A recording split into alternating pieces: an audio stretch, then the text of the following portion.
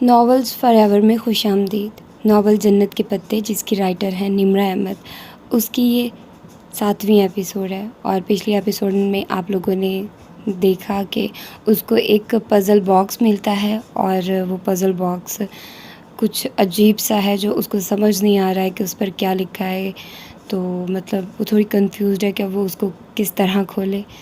اور خیر، یہ بہت ہی زیادہ دلچسپ ہوگا کہ وہ پزل باکس کیسے کھولتی ہے، اور بہت مزے کرائے گا یہ سفر۔ تو آئیے جلدی سے سٹارٹ کرتے ہیں اس ایپیسوڈ کو اور دیکھتے ہیں کہ آگے کیا ہوتا ہے۔ صبح وہ دیر سے اٹھی، ناشتہ کر کے رات والے شکن آلود لباس پر ڈھیلا سا سویٹر پہنے بالوں کو جوڑے میں باندھتی وہ نیچے آ گئی۔ اس کا رخ یونیورسٹی میں فوٹو کاپیئر کی طرف تھا۔ وہاں سے اس نے کچھ نوٹس کئی روز پہلے فوٹو اسٹیٹ کروائے تھے اور انہیں اٹھانے کا موقع ہی نہیں مل سکا تھا۔ صبح کی چمکیلی مگر ٹھنڈی ہوا سبانجی کے سبزہ اظہار پہ بہہ رہی تھی۔ وہ فوٹو کاپیئر کے پاس آئی، اپنے نوٹس اٹھائے، سبانجی کے کارڈ سے ادائیگی کی اور پھر واپس جانے کے لیے پلٹی ہی تھی کہ اسے ایک میز پہ رکھا لاوارث سا رجسٹر نظر آیا۔ رجسٹر جانا پہچانا تھا۔ اس نے پہلا صفحہ پلٹا اور اس پر بڑا بڑا ڈی جے لکھا تھا۔ اوہ ڈی جے!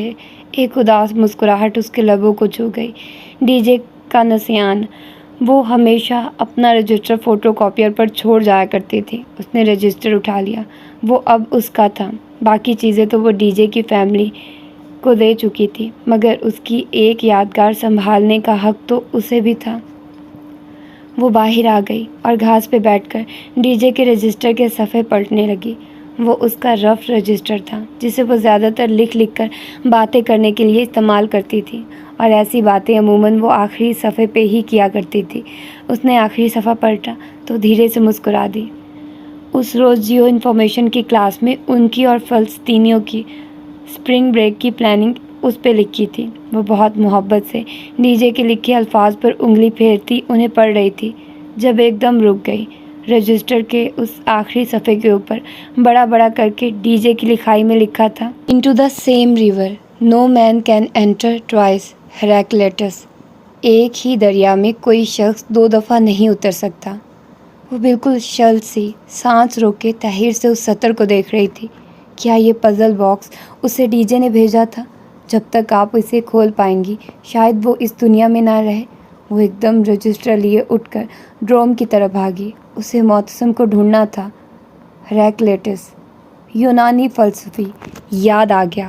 معتصم نے وہ سطر پڑھتے ہوئے بے اختیار ماتھے کو چھوا۔ یہ ہیراکلیٹس کا ایک قول ہے، جیسے تم نے اس کے دوسرے اقوال سنے ہوں گے۔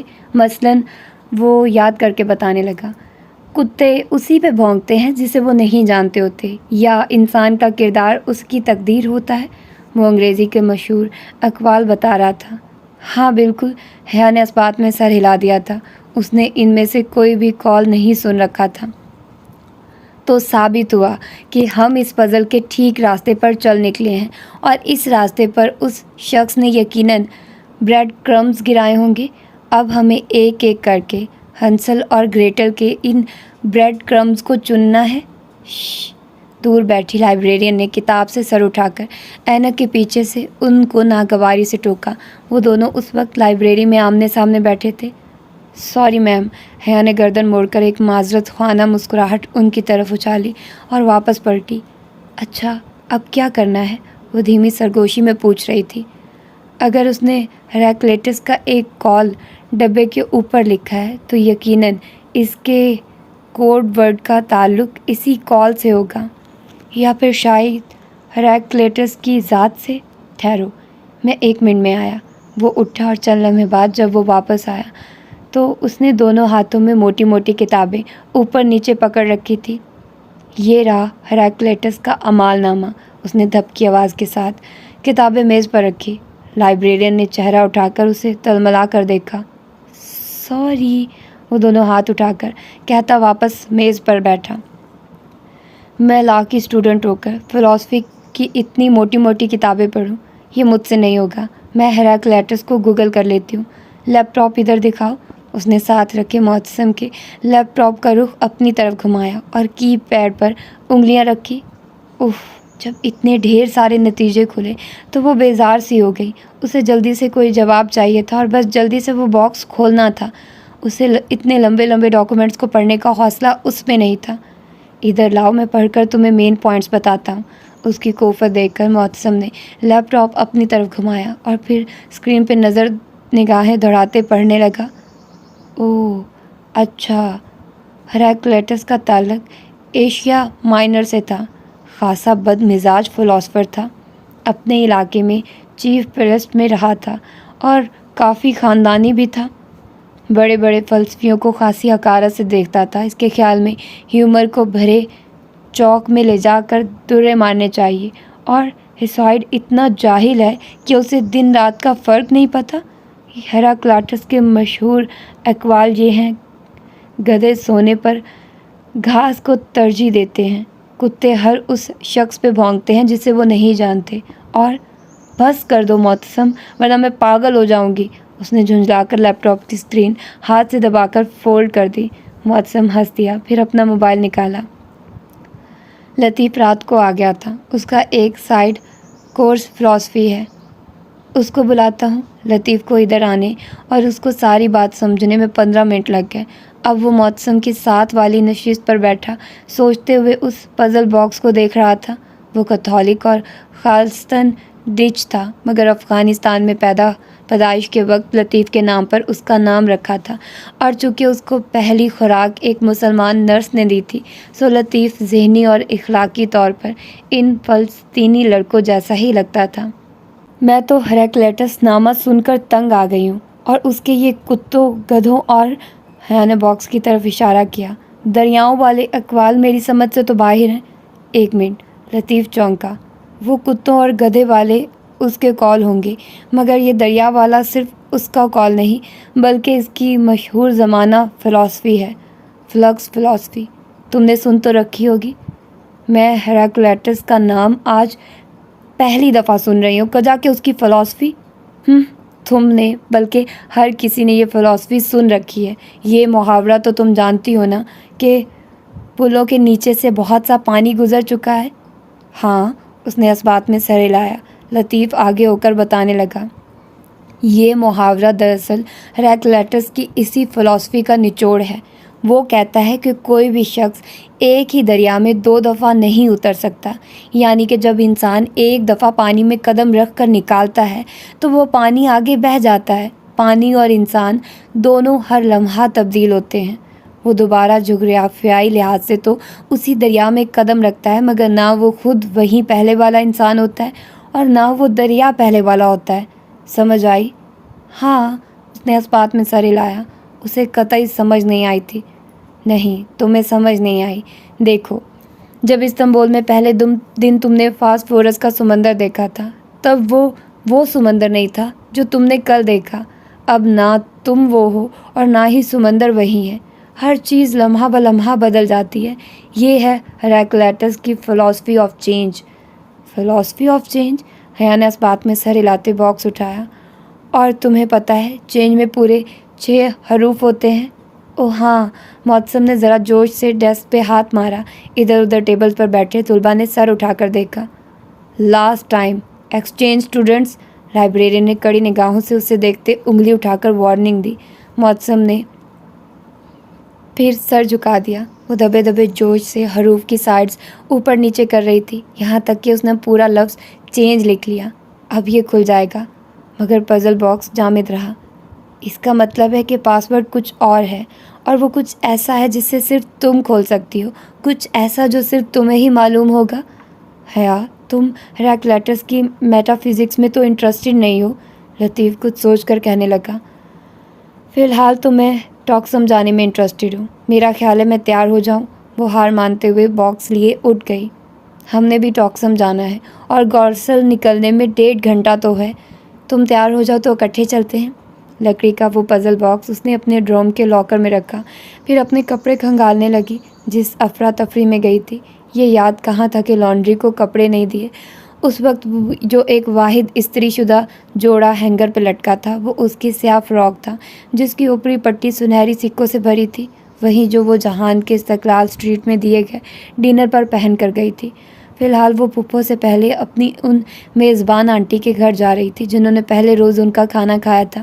چونکہ وہ ایک طرح سے ڈی جے کے لیے ہی جا رہی تھی، سو یہ کام والا فراک مناسب نہیں تھا، بلکہ وہ اوپر سیاہ کوٹ پہن لے گی تو کام چھپ جائے گا، اور نیچے سے تو فراک سادہ ہی تھا۔ اس نے لباس بدل کر اپنے بال کیچر میں باندھے، پھر اپنے سنہری کلچ میں پاکستانی سلم سا موبائل ڈالا۔ کلچ چھوٹا سا تھا، اس میں ترک بھدا فون پورا نہیں آتا تھا، سو اس نے ترک فون کوٹ کی جیب میں رکھ دیا اور کلچ کی زنجیر کو ایک کندھے سے گزار کر دوسرے پہلو میں ڈال کر پڑی پن کے ساتھ فراک کی بیلٹ سے نتھی کر لیا۔ سنہری سکوں کے کام میں سنہری ستاروں والا پرس چھپ سا گیا تھا۔ کم از کم اب کوئی اس کا پرس چھین تو نہیں سکتا تھا نا۔ مسز عبداللہ کا پتہ اس کے پاس تھا، حالے سے ان کا نمبر لے کر ان کو فون بھی کر دیا تھا۔ جب سے وہ ترکی آئی تھی ان کے گھر پلٹ کر نہیں گئی تھی، اب اسے لازمی جانا چاہیے تھا۔ گورسل میں وہ درمیانی راستے والی نشست پر بیٹھی تھی۔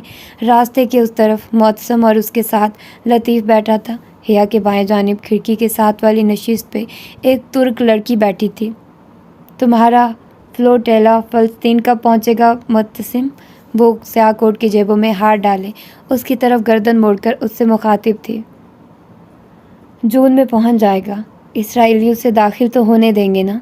امید تو ہے، کیونکہ یہ فلوٹیلا ترکی کا ہے اور اس میں بہت سے ممالک کے وفد بھی ہیں، جواب لطیف نے دیا تھا۔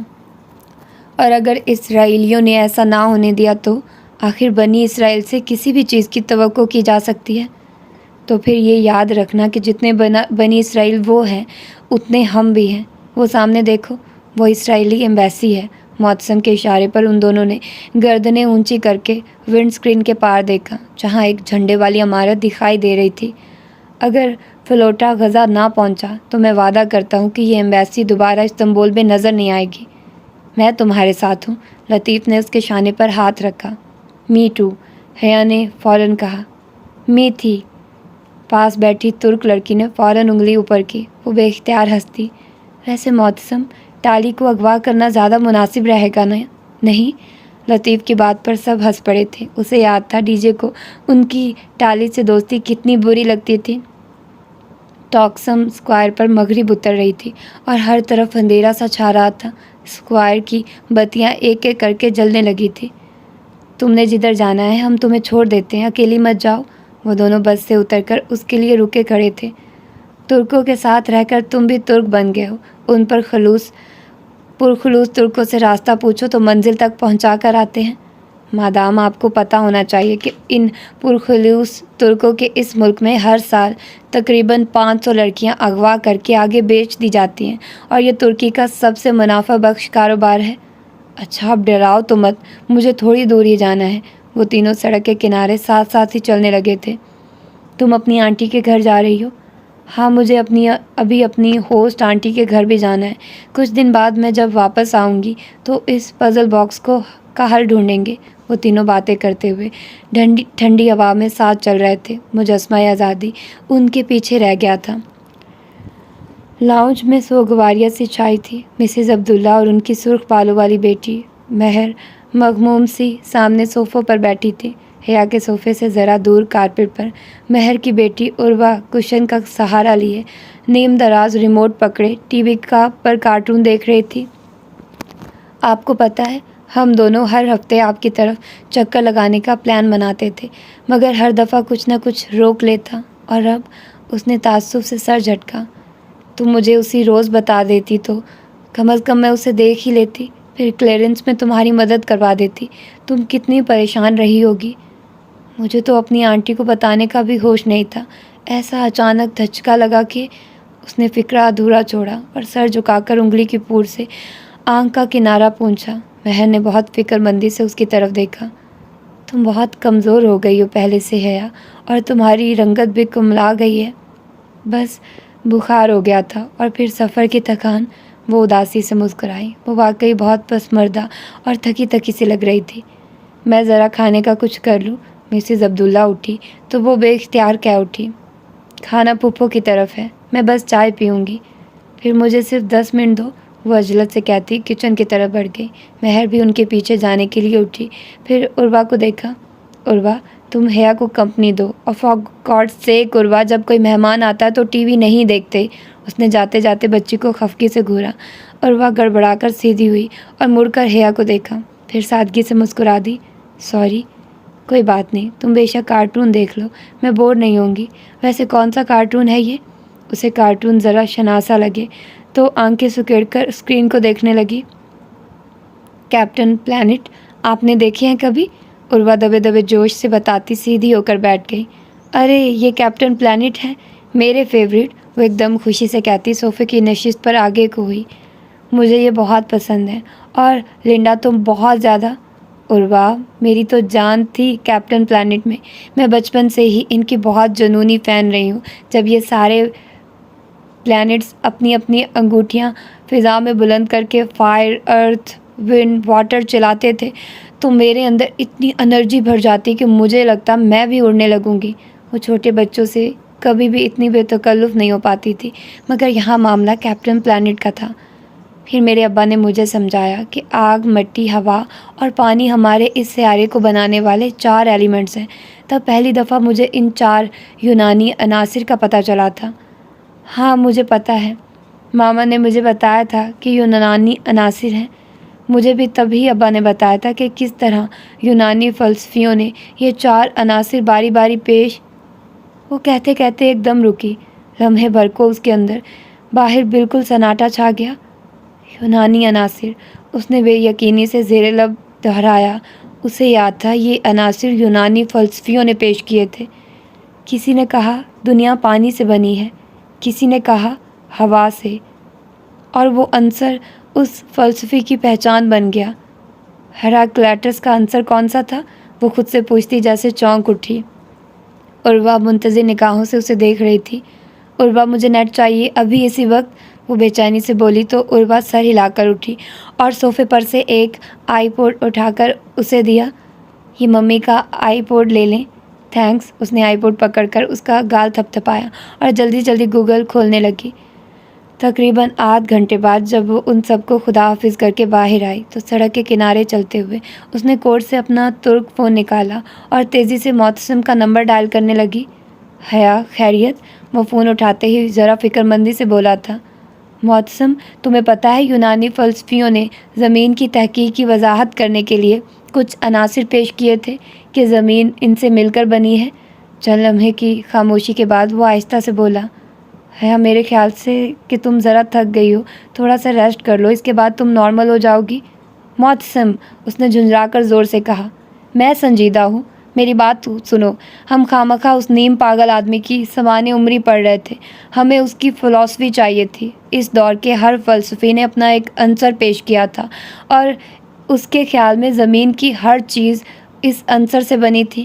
کسی نے کہا وہ پانی ہے، کسی نے کہا ہوا، اور یوں ان 4 بلکہ 5 عناصر کی فہرست مرتب ہوئی تھی۔ ہیراکلیٹس کا عنصر آگ تھا اور یہی اس کی پہچان تھا۔ فائر، ہاں فائر، ہیراکلیٹس کی دائمی آگ۔ اس نے آگ کی بنیاد پر اپنی فلسفی آف چینج پیش کی تھی۔ معتصم، انسان ایک دریا میں 2 دفعہ کیوں نہیں اتر سکتا؟ کیونکہ انسان اور دریا دونوں ہیراکلیٹس کے خیال میں آگ سے بنے تھے، اور دنیا میں سب سے زیادہ تبدیل ہونے والی چیز آگ ہے، جو ہر لمحہ بدلتی ہے اور جو ہر چیز کو بدل دیتی ہے۔ اس پزل باکس پہ لکھی بات ایک ہی لفظ کی طرف اشارہ کرتی ہے، جو ہے فائر۔ وہ کالونی کے سرے پر کھڑے ہو کر فون پر کہہ رہی تھی۔ رات بڑھ رہی تھی اور اسٹریٹ پولز جل اٹھے تھے۔ مگر حیا، فائر میں تو 4 حروف ہیں، یہ کوڈ کیسے ہو سکتا ہے؟ یہ کوڈ ہے بھی نہیں، اس کا مطلب ہے آگ، اصلی والی آگ، ٹالی کا لائٹر، اسرائیلی آگ، یاد ہے تمہیں؟ او مائی، اسے ایک لمحہ لگا تھا سمجھنے میں۔ تمہارا مطلب ہے کہ اس نے آگ کی طرف اشارہ کیا ہے؟ کیونکہ اس خط کی طرح اس باکس پر بھی کچھ لکھا ہوگا جو صرف آنچ دکھانے سے ظاہر ہوگا۔ اس نے مسکرا کر کہتے ہوئے اس کی بات مکمل کی۔ حیرت ہے یہ خیال مجھے کیوں نہیں آیا؟ کیونکہ تم کافی تھک گئے ہو، ذرا آرام کر لو، پھر تم نارمل ہو جاؤ گے۔ وہ جواباً ہنس دیا۔ چلو پھر تم رات کو واپس آؤ گی تو اس باکس کو کھولیں گے؟ نہیں، میں آج رات واپس نہیں آؤں گی، میں آنٹی کی طرف رکوں گی۔ تمہاری اپنی آنٹی یا پھر وہ ہوسٹ آنٹی؟ میں फिक्रा उसके मुंह में रह गया। किसी ने उसके कान पे लगा फ़ोन ज़ोर से खींचा था। उसे मुड़ने या चीखने का मौका भी नहीं मिल सका। किसी ने उसके मुंह पर हाथ रखा और कोई सुई की नोक थी जो उसकी गर्दन के आर पार कहीं खुभी थी। लम्हे भर का अमल था। उसकी आंखों के आगे अंधेरे बादल छाने लगे। दिलो दिमाग के सुन्न होने से कबल जो आखिरी बात उसने सोची थी वो ये थी कि कोई उसे पीछे की तरफ घसीट रहा था और फिर हर तरफ अंधेरा था। उसने धीरे से आंखें खोली। बदिक्कत पलकें ऊपर को उठी थी। उन पर जैसे बहुत बोझ सा था। हर सू अंधेरा था, खूब अंधेरा। वो ऐसे पड़ी थी कि कमर दीवार से लगी थी और घुटने सीने से। वो जैसे एक बहुत तंगो तारीख जगह पर बहुत से सामान के अंदर कहीं फंसी बैठी थी। उसने आंखें चंद एक बार झपकाई। मंजर वैसा ही रहा, अंधेरा, तारीखी। बस इतना एहसास हुआ कि वो किसी तंग से कमरे में है जहाँ उसके दोनों इतराफ वज़नी चीज़ें रखी हैं।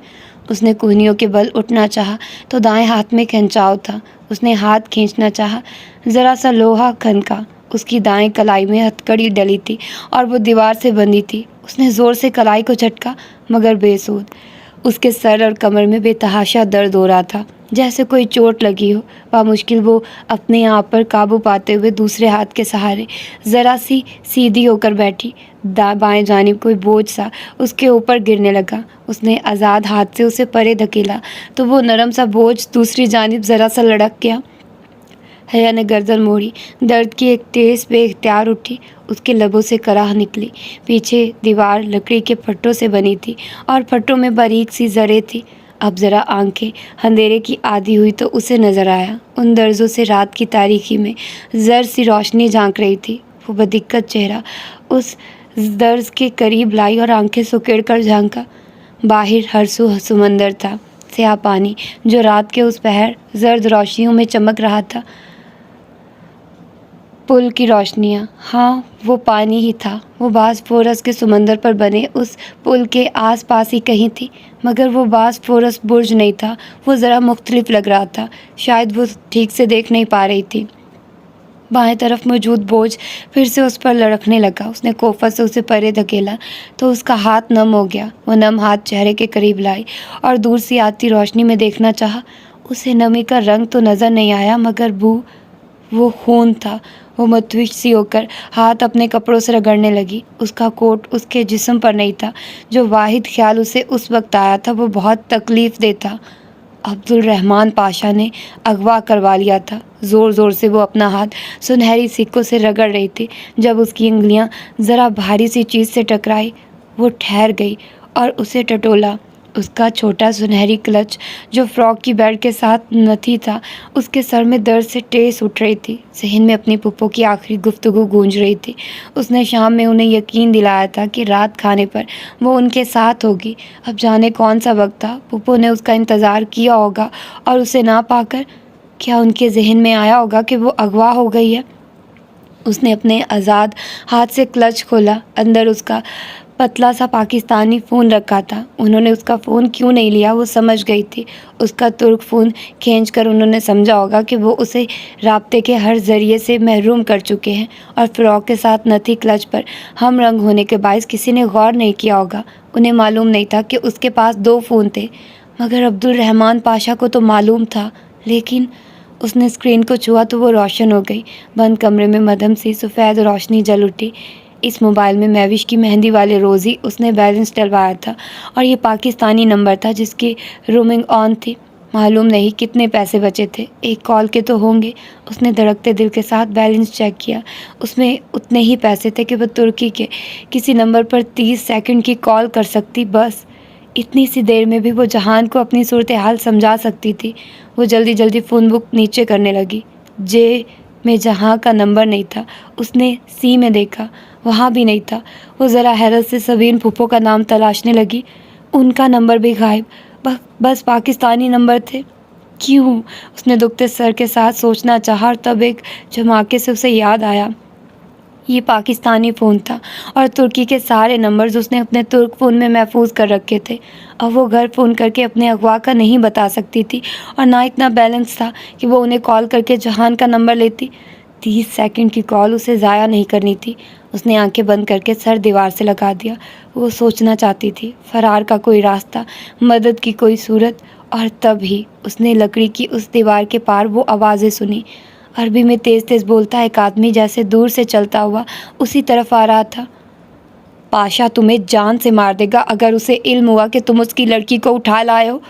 یہ بحری جہاز روانہ ہو جائے، پھر میں یہاں سے بہت دور چلا جاؤں گا جہاں پاشا کے فرشتے بھی نہیں پہنچ سکتے۔ دوسری آواز ذرا جھنجھلائی ہوئی تھی۔ وہ دونوں اسی دیوار کے پیچھے باتیں کر رہے تھے۔ تم امید کرو، اور تم اچھی امید کرو، کیونکہ اگر پاشا کو آوازیں دور جا رہی تھی، اب وہ مبہم ہو گئی تھی۔ اس نے ان کی باتوں پہ غور کرنا چاہا۔ وہ پاشا کا ذکر کر رہے تھے، کچھ ایسا جو اس کے علم میں نہیں تھا، بحری جہاز کی روانگی اور پاشا کی لا علمی۔ تو کیا پاشا کے کہنے پہ اغوا نہیں کی گئی تھی؟ وہ کتنی ہی دیر اپنے درد کرتے سر کے ساتھ سوچنے کی کوشش کرتی رہی، مگر کچھ سمجھ نہیں آ رہا تھا۔ اس نے ہاتھ میں پکڑے فون کو دیکھا۔ اس فون میں ترکی کا ایک ہی نمبر تھا۔ جب وہ ریسٹورنٹ میں اپنا ترک موبائل چھوڑ کر گئی تھی تو اسے اسی پاکستانی فون پر پاشا نے کال کیا تھا۔ اس نے وہ نمبر محفوظ نہیں کیا تھا، مگر وہ کال لاگ میں پڑا تھا۔ اس نے کپ کپاتی انگلیوں سے لاگ کھولا۔ وہ خالی تھا، صرف ایک کال تھی جو ترکی آتے ہی ابا نے اس نمبر پر کی تھی، باقی لاگ ارم نے مٹا دیا تھا۔ اس سر گھومنے لگا، اس کا سر، ہر طرف اندھیرا تھا، ہر راستہ مسدود، ہر دروازہ بند۔ وہ 30 سیکنڈ کی کال کس کو کرے؟ سارے ایمرجنسی نمبرز ترک فون میں تھے اور ترکی کے دوسرے نمبر اسے زبانی یاد نہیں تھے۔ وہ نمبر حیات سلیمان کو کبھی زبانی یاد نہیں رہتے تھے۔ بوجھ پھر سے اس پر لڑکنے لگا۔ اس نے موبائل کی روشنی اس پر ڈالی اور ایک دم بالکل چھل رہ گئی۔ وہ لمبے سنہری بالوں والی ایک لڑکی تھی جو اس پر گری تھی۔ اس کے منہ اور کندھے سے خون نکل رہا تھا۔ بغیر آستین کی قمیض سے جھلکتے اس کے سنہرے بازو پہ کچھ لکھا تھا۔ اس نے پھٹی پھٹی آنکھوں سے اسے دیکھتے ہوئے اس کے بازو پہ موبائل کی روشنی کی۔ وہاں سیاہ رنگ سے انگریزی میں لکھا تھا، نتاشا۔ نتاشا شاید اس کا نام تھا، اور وہ اس کے نام کا ایک بدصورت سا ٹیٹو تھا جو جلا ہوا کوئی داغ۔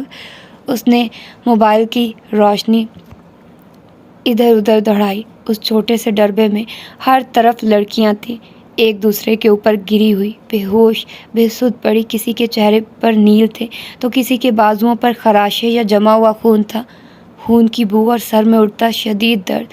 اس کا جی ایک دم متلانے لگا تھا۔ اسے محسوس ہوا وہ پھر سے ہوش کھو دے گی۔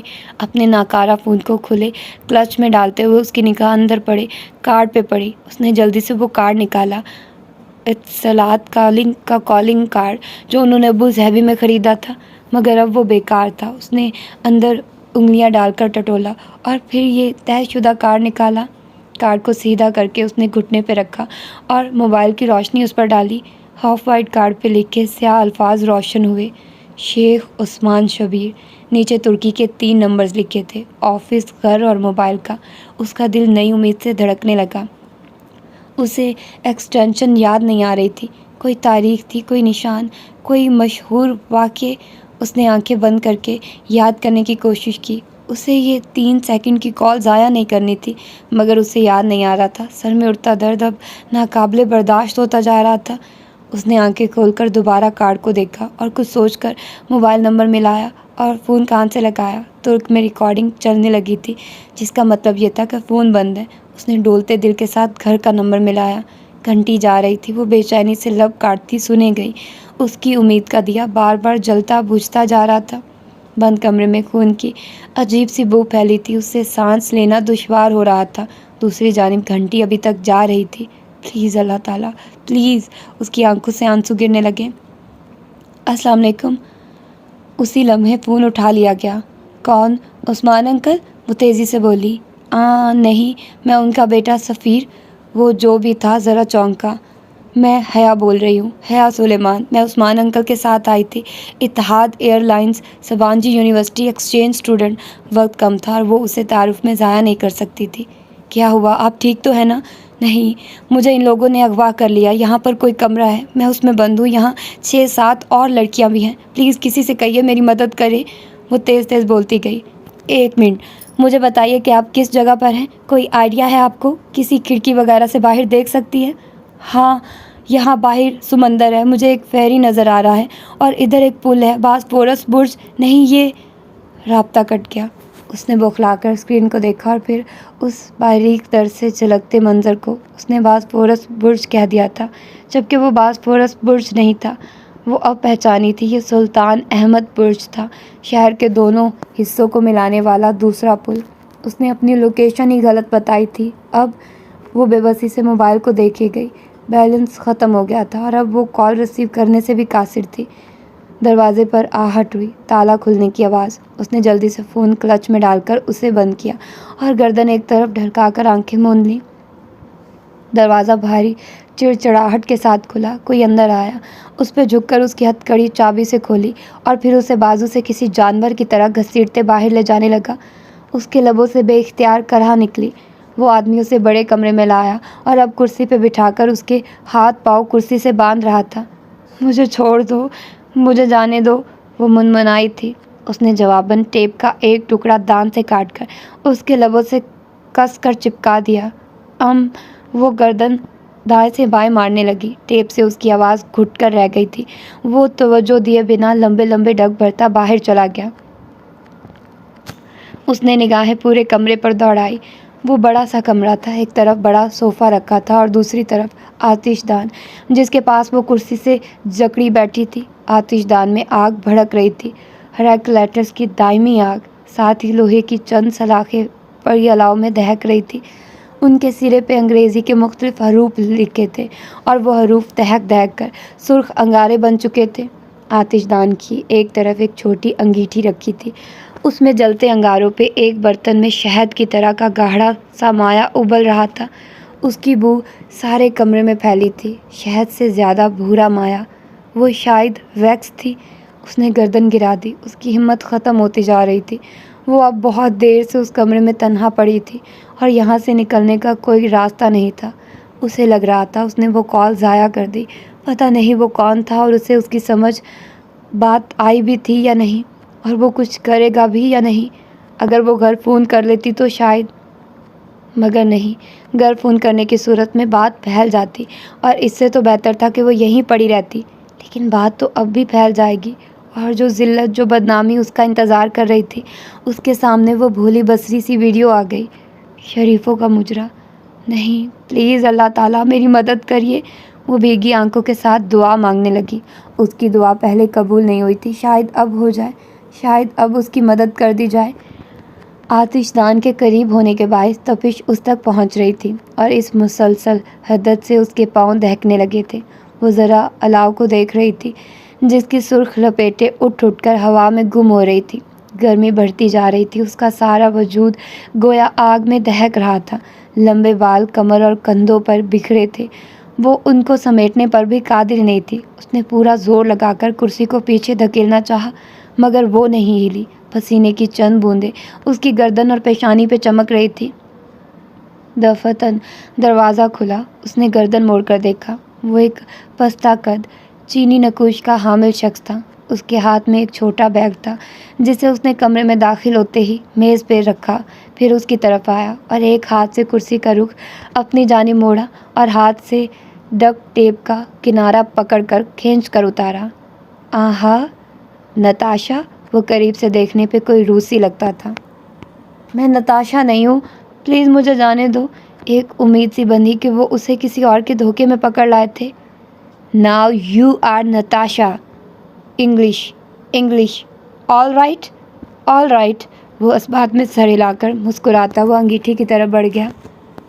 پلیز مجھے جانے دو، وہ اس کی پشت کو دیکھتے ہوئے منت بھرے لہجے میں بولی۔ وہ آگ کے سامنے کھڑا تھا، تپش کا رستہ رک گیا، ذرا سا سکون ملا۔ پور country, tourist girl, poor people. وہ نفی میں سر ہلا کر ایک سلاخ اٹھائے اسے الٹ پلٹ کر دیکھ رہا تھا۔ میرا باپ امیر آدمی ہے، وہ تمہیں تاوان کی رقم دے دے گا۔ So Natasha, you don't want English نیم؟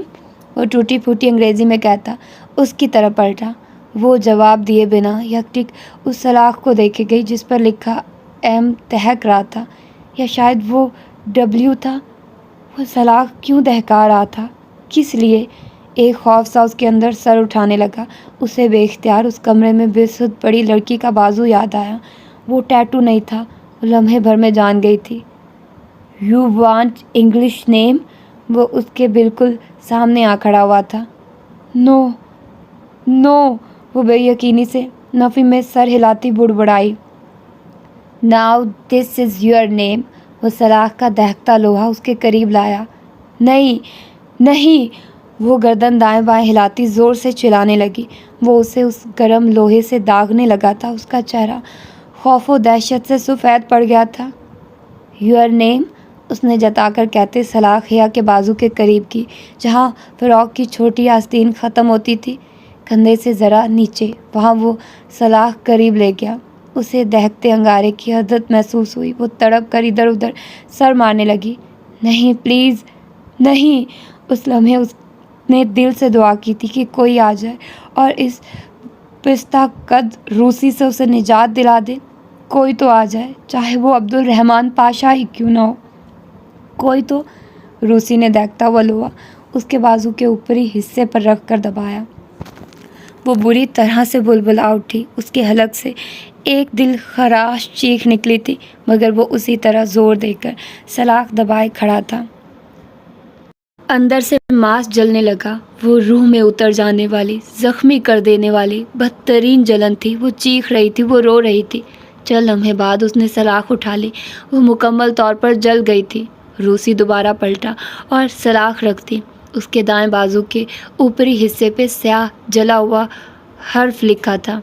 روسی واپس اس کے پاس آ کھڑا ہوا۔ حیا نے محترم سرخ نگاہیں اٹھا کر اسے دیکھا اور دہل کر رہ گئی۔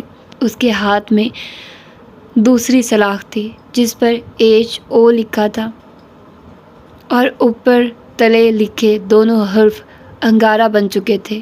"نہیں، تمہیں اللہ کا واسطہ نہیں"، وہ وحشت سے تڑپتی خود کو پیچھے دھکیلنے لگی، مگر رسیوں نے اسے مضبوطی سے جکڑ رکھا تھا کہ وہ ہل بھی نہ پائی۔ "نہیں"، وہ خوف سے چلا رہی تھی۔ وہ مسکراتے ہوئے آگے بڑھا۔ سیاہ داغے گئے حرف تلے سلاخ گاڑ دی۔ کھولتا ہوا گرم درد، دہکتے انگارے، آگ اس کی تکلیف آخری حد کو چھونے لگی۔ وہ درد سے گھٹی گھٹی سی چیخ رہی تھی۔ اسے لگا وہ اس تکلیف سے مرنے والی ہے۔ وہ جسم کے اندر تک گھس کر جلا دینے والا درد تھا۔ چند لمحوں بعد اس نے سلاخ ہٹائی تو حیا کی گردن بے دم سی ہو کر ایک جانب ڈھلک گئی۔ اس کا تنفس آہستہ آہستہ چل رہا تھا۔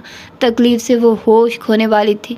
اس کا چہرہ آنسوؤں سے بھیگا ہوا تھا، مگر مزید رونے کی سکت وہ خود میں نہیں پاتی تھی۔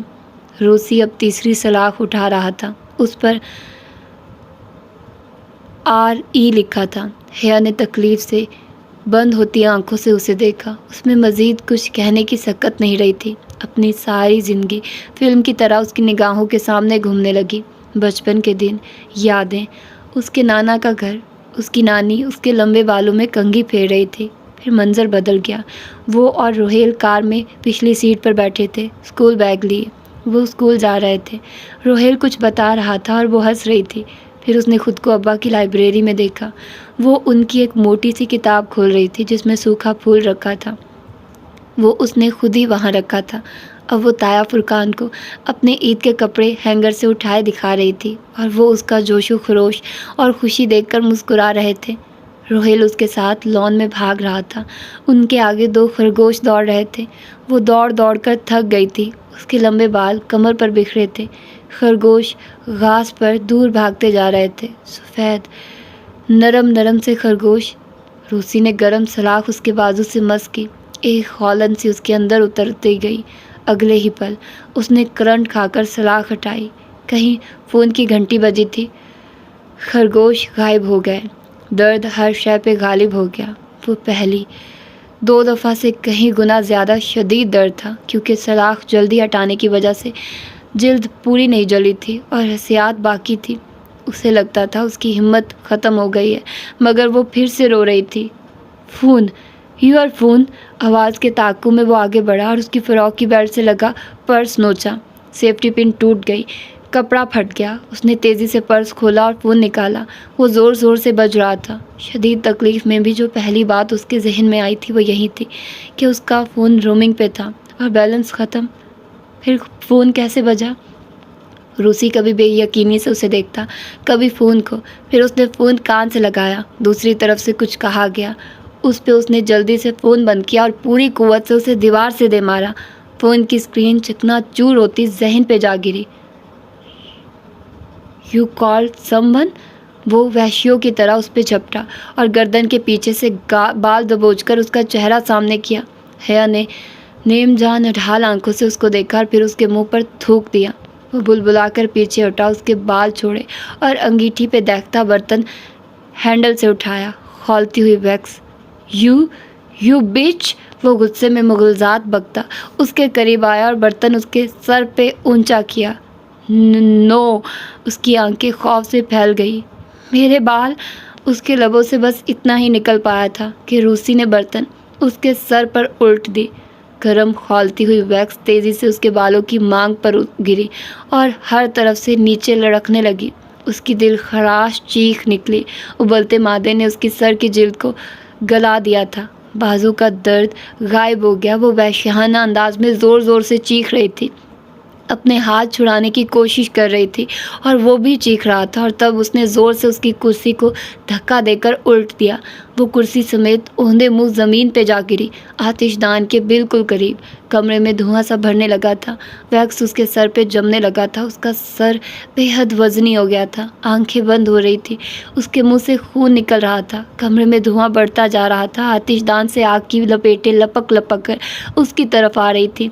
उसने ज़मीन पे गिरे गाल फर्श पे रखे बंद होती आंखों से उस धुंधले मंजर को देखा। धुएं के उस पार कोई रूसी का सर पकड़कर दीवार से मार रहा था। चीखें, धुआं, आग, खून, उसका पूरा जिस्म आग में दहक रहा था। जो आखिरी शय उसने देखी वो उसका स्याह फ्रॉक का दामन था। आग की एक लपेट ने उसे छू लिया था। उसने स्याह कपड़े को जर्द शोले में बदलते देखा।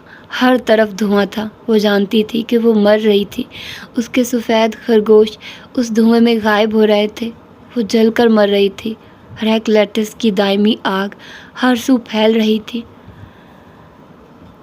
उसने धीरे से आंखें खोली। वो सफ़ेद छत, उसकी निगाहें सामने थी जिस पे खूबसूरत नक्शो निगार बने थे। दरमियान में एक कीमती नफीस फानूस लटक रहा था। उसका सर एक नरम गुदास तकिए पे था और मखमली कंबल गर्दन तक डाला था। उसने एक खाली सी निगाह कमरे पे दौड़ाई। वसी और रीज़ पुरताइश बेडरूम, एक तरफ दीवार गिर खिड़की के आगे बराबर किए गए सफ़ेद जालीदार पर्दे जिससे सुबह की रोशनी छन छन कर अंदर आ रही थी। उसने आंखें फिर से मूंद ली और उन पे बाजू रख लिया। इन गुजरे दिनों में सोती जागती कैफियत में वो बहुत रोई थी, बहुत चिल्लाई थी। ये कमरा उसने देखा था, वो इधर ही लाई गई थी। हाथ से लगी ड्रिप, अपने बालों में नरमी से चलते उस भूरी आंखों वाली लड़की की हाथ, वो इंजेक्शन, नीम बेहोशी, उसे टूटा टूटा सा सब याद था। और उस डूबती उभरती नींद में भी वो जानती थी कि वो बेओक अदा में है, अब्दुल रहमान पाशा के सफ़ेद महल में। दरवाजे पर धीरे से दस्तक हुई और फिर वो हल्की सी चिरचिराहट के साथ खुला। कदमों की नरम सी आवाज़ बेड के करीब आई। उसने आंखों से बाजू नहीं हटाया। वो जानती थी कि ये कौन थी। सुबह बखैर, नींद पूरी हो गई है तो उठ जाओ, नाश्ता कर लो। नरम लहजे के साथ उसे टेबल पर ट्रे रखने की आवाज़ आई। वो हिली तक नहीं। नींद अच्छी है लेकिन ज़्यादती अगर अच्छी चीज़ की भी हो तो नुकसानदेह होती है। ये खीरे का सूप है और साथ नाश्ता। हयानूज़ आंखों पे बाजू रखे लेटी रही।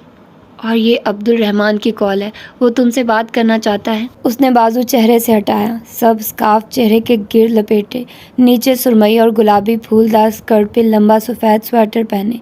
वो हाथ में पकड़ा कार्डलेस फ़ोन उसकी जानिब बढ़ाते हुए बोली थी, लो बात करो। उसके कम उम्र चेहरे पर मासूमियत भरी शफाफियत थी और उसकी आंखें जो रात को हया को भूरी लगी थी सुबह की रोशनी में सब्ज लग रही थी। वो दुनिया का सबसे शफाफ, सबसे खूबसूरत चेहरा था। मुझे उससे बात नहीं करनी, वो बोली तो उसकी आवाज़ बैठी हुई थी। बहुत चीखने के बायस अब गला जवाब दे गया था। वो कह रही है उसे तुमसे बात नहीं करनी। उसने फ़ोन कान से लगाकर नरम लहजे में अंग्रेज़ी में बताया। वो कह रहा है एक दफ़ा उसकी बात सुन लो। اس سے کہو جو اس نے میرے لیے کیا میں اس کی احسان مند ہوں، شکر گزار ہوں، لیکن اس کے بدلے میں اگر وہ مجھے یوں اذیت دینا چاہتا ہے تو میں ابھی اسی وقت اس کے گھر سے چلی جاؤں گی، وہ بے حد رکھائی سے بولی۔ عائشہ گل کا چہرہ جواباً ویسا ہی نرم اور شفاف رہا۔ اس نے سن کر فون کان سے لگایا اور ساری بات منوان انگریزی میں دہرا دی، پھر فون بند کر دیا۔ وہ کہہ رہا ہے کہ وہ انڈیا میں ذرا پھنس گیا ہے، وہ ادھر نہیں آ سکے گا اور آئے گا بھی نہیں اگر تم یہ نہیں چاہتی، اور تم جب تک چاہو ادھر رہ سکتی ہو۔ میں یہاں بیٹھ جاؤں؟ اس نے کارڈلیس میز پہ رکھتے ہوئے کرسی کی طرف اشارہ کیا۔ وہ نہ اجنبیوں سے جلدی گھلتی ملتی تھی اور نہ اسے پاشا کے گھر والوں سے راہ و رسم بڑھانے میں دلچسپی تھی، مگر اس لڑکی کا چہرہ اتنا نرم اور دوستانہ تھا کہ خود بخود اس کی گردن اسبات میں ہل گئی۔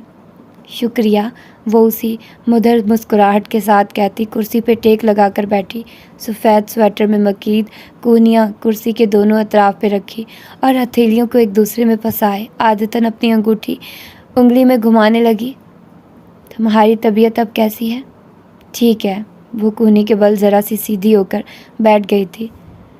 تم عبد الرحمن کی طرف سے پریشان مت ہونا، اس نے کہا کہ نہیں آئے گا تو نہیں آئے گا، جو اس نے تمہارے لیے کیا وہ اس کا فرض تھا۔ سفیر کی فیملی سے ہمارے پرانے تعلقات ہیں، جب تم نے سفیر کو فون کیا تو اس نے فوراً عبد الرحمن کو اپروچ کیا، یوں پولیس کی مدد لے کر وہ تمہیں وہاں سے نکال لائے۔ مجھے کس نے اغوا کیا تھا؟ وہ بہت دیر بعد بس اتنا ہی کہہ پائی۔ یہاں بہت سے ایسے گروہ ہیں جو روس، مالوا اور یوکرائن سے لڑکیاں اغوا کر کے یا دھوکے سے ادھر لاتے ہیں۔ اس کے علاوہ ان ٹورسٹ لڑکیوں کو جن کا تعلق کسی غریب ملک سے ہو کہ ان کے گھر والے ترکی آ کر زیادہ دیر تک کیس کا تعاقب نہ کر سکے، ان کو بھی یہ اغوا کرتے ہیں۔ ایک دفعہ ان کے پاس پہنچنے کے بعد سب لڑکیاں نتاشا بن جاتی ہیں اور یہ ان نتاشاز کو آگے بیچ دیتے ہیں اور ان سے وائٹ سلیوری کروائی جاتی ہے۔ اس نے تکلیف سے آنکھیں موند لی۔ اسے یاد آ گیا تھا، نتاشا ترکی میں کام کرنے والی روسی کال گرل کو کہتے ہیں۔ تم چھوڑو یہ سب، اپنے گھر فون کر لو، 2 دن ہو گئے ہیں، تمہیں ان کو اپنی خیریت کی اطلاع تو دینی چاہیے۔ اس نے جواب نہیں دیا، بس خالی خالی نگاہوں سے کھڑکی کے جالی دار پردے کو دیکھتی رہی جو ہوا سے ہولے ہولے پھڑ پھڑا رہا تھا۔ اس کے پاس جواب تھا بھی نہیں۔ میں اور بہارے جنگل تک جا رہے ہیں، تم چلو گی؟ اس نے بنا تردد کے نفی میں گردن ہلا دی۔ عائشہ کے چہرے پر ذرا سی اداسی پھیل گئی۔ چلو، جیسے تمہاری خوشی، آج نہیں تو کل ضرور ہمارے ساتھ چلنا۔ اس نے فوراً خود ہی نئی امید ڈھونڈ نکالی اور اٹھ کھڑی ہوئی۔ ناشتہ ضرور کرنا، مہمان بھوکا رہے تو میزبان کا دل بہت دکھتا ہے، شگفتگی سے کہتے ہوئے اس نے کرسی واپس رکھی اور باہر چلی گئی۔ حیا نے کمبل اتارا اور اٹھ کر پاؤں نیچے رکھے۔ نرم گداز قالین میں پاؤں گویا دھس سے گئے۔ وہ اپنے پیروں پہ کھڑی ہوئی تو کمر میں درد کی لہر اٹھی۔ کرسی سمیت گرنے سے اس کے کندھوں، کمر اور گھٹنوں پر بہت چوٹیں آئی تھی۔ وہ قالین پہ ننگے پاؤں چلتی ڈریسنگ ٹیبل کے قد آور آئینے کے پاس جا کھڑی ہوئی۔ اس کا عکس بہت تھکا تھکا، نکاہت زدہ سا لگ رہا تھا۔ محترم آنکھیں ہلکے تلے ہلکے، ایک آنکھ کے نیچے گہرا جامنی سا نیل، پیشانی پہ چند خراشیں، تھوڑی پہ بڑی سی خراش، ہونٹ کا دائیں کنارہ سوجا ہوا، اور اس نے انگلیاں اوپر سے نیچے اپنے بالوں پہ پھیری۔ وہ ویسے ہی تھے، اتنے ہی لمبے، اتنے ہی گھنے، مگر ان کی چمک کھو گئی تھی۔ وہ ریشمی پن جو ان میں ہمیشہ چمکتا تھا اب وہاں نہیں تھا۔ جانے کیسے عائشہ نے وہ ویکس اتاری اور اس دوران کتنے بال ٹوٹے وہ نہیں جانتی تھی۔ ویکس دھل گئی، مگر جو تکلیف اس نے سہی تھی وہ ایسے نہیں دھل سکتی تھی۔ پولیس یا پاشا کے بندے جو بھی اس وقت دروازہ توڑ کر اندر آئے تھے، انہوں نے اس کے فراق کے دامن کو آگ پکڑتے ہی بجھا دیا تھا، مگر جتنا وہ پستہ قد روسی اسے جلا چکا تھا، حیا کو لگا وہ جلن ساری زندگی تکلیف دیتی رہے گی۔ وہ اس وقت ڈھیلے ڈھالے ہسپتال کے گاؤن میں تھی۔ اس نے دائیں آستین دوسرے ہاتھ سے اوپر کندھے تک اٹھائی، بازو کے اوپری حصے پہ اوپر سے نیچے سیاہ راکھ کی طرح لکھے 3 حروف ویسے ہی تھے، ہو۔ باقی کے 2 حروف RE جو کہ داغے ٹھیک سے نہیں گئے تھے، اس لیے ان پر چھالا سا بن گیا تھا۔ چھالا ختم ہونے کے بعد ان کا نشان نہیں رہنا تھا، جو رہ گیا تھا وہ ہو تھا۔ ہو، اس نے زیر لب دہرایا۔ وہ کون تھی؟ کیوں کسی دوسرے کے گھر یوں پڑی تھی؟ وہ بھی ایک ایسے شخص کے گھر جس کو وہ سخت ناپسند کرتی تھی۔ اس کا گھر کال کرنے یا واپس سبانجی جانے کا دل کیوں نہیں چاہا تھا؟ شاید اس لیے کہ اس رات پھپھو اس کا انتظار کر رہی تھی۔ انہوں نے اس کے نہ آنے پہ ان 2 دنوں میں ہر جگہ پتہ کیا ہوگا، اور اب تک پاکستان میں یہ بات پہنچ گئی ہوگی۔ کیا اب وہ کبھی واپس جا سکے گی؟ عزت سے جی سکے گی؟ کسی کو منہ دکھا سکے گی؟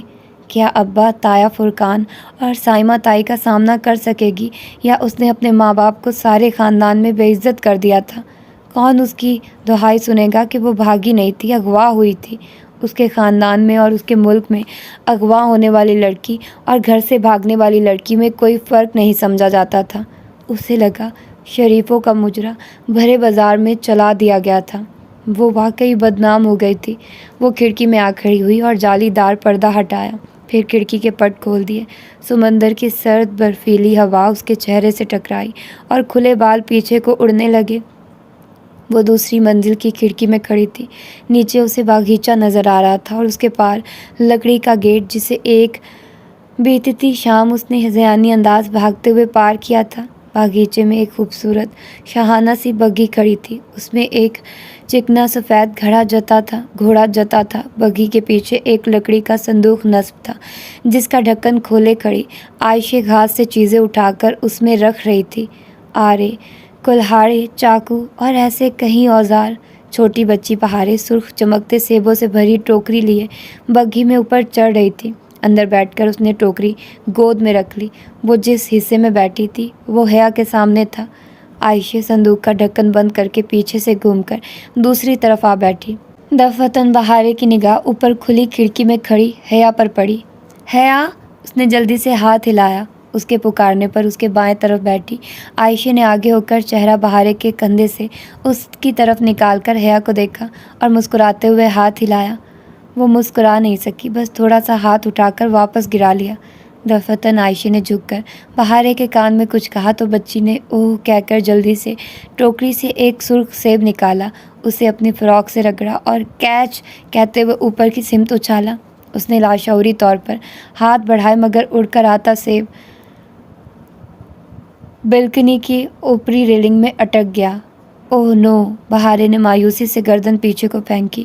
اسی اثنا میں بگھی باندھ گھوڑے کو چابک مار چکا تھا۔ بگھی گھوڑے کو کھینچتی ہوئی گیٹ سے باہر نکل گئی۔ وہ کھڑکی سے ہٹ آئی۔ بہارے کا سیب وہیں ریلنگ گرل کے ڈیزائن میں پھنسا رہ گیا۔ وہ کمرے کا دروازہ کھول کر باہر آئی۔ لکڑی کے فرش کی چمکتی راہداری سنسان پڑی تھی۔ وہ ننگے پاؤں چلتی آگے آئی۔ راہداری کے سرے پر ایک کمرے کا دروازہ نیموا تھا۔ اس کے آگے جہاں راہداری ختم ہوتی تھی وہاں ایک گول کرخاتا لکڑی کا زینہ تھا جو نیچے لیونگ روم سے شروع ہو کر بلائی منزل کی راہداری جہاں وہ کھڑی تھی سے ہوتا ہوا اوپر تیسری منزل تک جاتا تھا۔ اس نے گردن اٹھا کر اس بلند و بالا سفید محل کو دیکھا۔ اگر کبھی اسے اس محل سے بھاگنا ہو تو سارے چور راستے اسے معلوم ہو۔ اسے اب کسی پر بھی اعتبار نہیں رہا تھا۔ حیا نے کمرے کا نیموا دروازہ پورا کھول دیا۔ وہ ایک چھوٹا اسٹڈی روم تھا جس میں آبنوسی اور صنوبر کی لکڑی کے بک شیلف بنے تھے۔ وہاں بہت سی بیش قیمت کتب سجی تھی۔ وہ چھوٹے چھوٹے قدم اٹھاتی اندر آئی۔ اسٹڈی کی دیواروں پر جا بجا بڑے بڑے فوٹو فریم نصب تھے۔ وہ ایک ٹرانس کی سی کیفیت میں انہیں دیکھے گئی۔ وہ سب اس کی تصاویر تھی۔ کب لی گئی، کیسے لی گئی وہ نہیں جانتی تھی۔ وہ تو بس مبہوت سی انہیں دیکھ رہی تھی۔ وہ داور بھائی کی مہندی والے روز اپنے گیٹ سے نکل رہی تھی، ایک ہاتھ سے ذرا سا لہنگا اٹھائے، دوسرے سے آنکھ کا کنارہ صاف کرتی ہوئی۔ وہ کار کی فرنٹ سیٹ پر بیٹھی تھی، ریڈ فراک میں ملبوس، بال کانوں کے پیچھے اڑستی، مضطرب سی کچھ کہتی ہوئی۔ داور بھائی کی شادی کی شام البتہ ساتھ فرنٹ سیٹ پر بیٹھا ولید تصویر میں نہیں تھا، اور یہ تصویر جناح سپر کی تھی۔ وہ سر جھکائے جیکٹ کی جیبوں میں ہاتھ ڈالے اس نیم تاریخ چبوترے کے سامنے چل رہی تھی۔ سڑک پر دکانوں کی زرد روشنیوں کا عکس جھلملا رہا تھا اور بہت سی تصویریں، بہت سے واقعات۔ وہ ایک دم پلٹی اور بھاگتی ہوئی اپنے کمرے میں چلی آئی۔ ہر سو آگ پھیلی تھی، زرد سرخ لپیٹیں کسی اسدھے کی طرح زبان کی مانند لپک لپک کر اس کی جانب بڑھ رہی تھی۔ وہ وسط میں کھڑی تھی اور اطراف میں دائرے کی صورت الاؤ بھڑک رہا تھا۔ شعلے ہر گزرتے پل بڑھتے جا رہے تھے، ہر سو دھواں تھا۔ اس کے سیاہ فراق کا دامن جل رہا تھا، دھواں، سرخ شعلے، ریکلیٹس کی دائمی آگ۔ گرمی کی حدت ناقابل برداشت ہو گئی تھی، وہ بری طرح سے جل رہی تھی۔ پانی پانی ڈالو میرے اوپر۔ وہ تکیے پر بند آنکھوں سے گردن ادھر ادھر مارتی ایک جھٹکے سے اٹھ بیٹھی۔ اس کا سارا جسم پسینے میں بھیگا تھا، تنفس تیز تیز چل رہا تھا۔ اسے گرمی لگ رہی تھی۔ وہ لحاف پھینک کر تیزی سے باہر بھاگی، لکڑی کا گول چکر کھاتا زینہ اس نے دوڑتے قدموں سے عبور کیا اور بنا کسی طرف دیکھے باہر کا دروازہ پار کر گئی، باغیچے میں اتر کر گیٹ سے باہر نکل گئی۔ رات ہر سو پھیلی تھی، بارش تڑا تڑ برس رہی تھی۔ سیاہ آسمان پر کبھی کبھی بجلی نمودار ہوتی تو پل بھر کو سڑک اور سارے بنگلے روشن ہو جاتے، پھر اندھیرا چھا جاتا۔ وہ دونوں بازو سینے پر لپیٹے اس برستی بارش میں سڑک پہ چلتی جا رہی تھی۔ آسمان کے تھال گویا الٹ گئے تھے، بارش تڑا تڑ گرتی اس کو بھگو رہی تھی۔ اس کا پاؤں کسی پتھر سے ٹکرایا تو اسے ٹھوکر لگی، وہ گھٹنوں کے بل زمین پر گر گئی، ہتھیلیاں چھل گئی، گھٹنوں پر بھی خراشی آئی۔ اس نے ہتھیلیاں جھاڑتے ہوئے اٹھنا چاہا، کمر میں درد کی شدید لہر اٹھی۔ وہ واپس بیٹھ گئی سڑک کے وسط میں۔ پانی سے اس کا لباس بھیگ چکا تھا، بال موٹی لٹوں کی صورت چہرے کے اطراف سے چپک گئے تھے۔ اس کے اندر کی آگ سرد پڑنے لگی تھی، جامنی پڑتے لب کپ کپانے لگے تو وہ اٹھ کھڑی ہوئی، کسی معمول کی طرح چلتی ہوئی واپس اسی سفید محل تک گئی آئی تھی۔ لیونگ روم کی انگیٹھی میں 2 لکڑیاں جل رہی تھیں۔ اندھیرے کمرے میں آگ اور اوپر لگے مدھم سے زرد بلب کی روشنی نے عجب فسو پھیلا رکھا تھا۔ جاتے ہوئے اس نے یہ سب نہیں دیکھا تھا، مگر اب چوکھٹ پر کھڑی دیکھ رہی تھی۔ عائشہ بڑے صوفے پر سر جھکائے بیٹھی، سامنے میز پر رکھے کاغذ پر پیمانے سے لکیر کھینچ رہی تھی۔ آہٹ پر اس نے گردن موڑی۔ آؤ بیٹھو، وہ نرمی سے کہتی صوفے کی ایک طرف ہو گئی اور دونوں ہاتھوں سے وہ لمبا سا کاغذ رول کرنے لگی۔ یہ آگ بجھا دو، وہ آتش دان میں بھڑکتے شعلوں کو دیکھتے ہوئے بولی تو اس کی آواز بیوک ادا کی بارش کی طرح گیلی تھی۔ عائشہ بنا تردد کے اٹھی اور آتش دان کے ساتھ لگا سوئچ گھمایا، آگ بجھ گئی۔ مصنوعی انگارے سرخ رہ گئے، جو دراصل ہیٹر کے راڈ تھے، جس سے بھڑکنے والی آگ اس مصنوعی لکڑیوں کے اوپر یوں ابھرتی گویا اصلی لکڑیاں جل رہی ہوں۔ اب آؤ، عائشہ اپنی بات دہرا کر رول کر کے لپیٹے کاغذ پر ربڑ بینڈ چڑھانے لگی۔ وہ میکانیکی انداز میں چلتی آگے آئی اور صوفے کے دوسرے کنارے پر ٹک گئی۔ اس کی نگاہیں بجھتے انگاروں پر تھی جو اپنا سرخ رنگ کھو رہے تھے۔ اپنے گھر فون کر لو، وہ لوگ پریشان ہوں گے۔ مجھے ڈر لگتا ہے میں سب کو فیس کیسے کروں گی۔ آتش دان پر جمی اس کی بڑی بڑی آنکھوں میں سراسمگی تیر رہی تھی۔ جس اللہ نے تمہاری پہلے مدد کی ہے وہ اب بھی کرے گا۔ 3 دن ہو گئے ہیں، اب تک سب کو پتہ چل گیا ہوگا۔ جب تمہارا قصور نہیں ہے تو ڈرو بھی مت۔ عائشہ نے کارڈلیس اس کی طرف بڑھایا۔ اگر انہوں نے کوئی غلط بات کی تو میں دوبارہ نہیں کہوں گی، مگر ایک دفعہ کوشش کر لو۔ اس نے کارڈلیس پکڑتے ہوئے عائشہ کو دیکھا۔ سیاہ اسکارف میں لپٹا اس کا چہرہ مدھم روشنی میں بھی دمک رہا تھا۔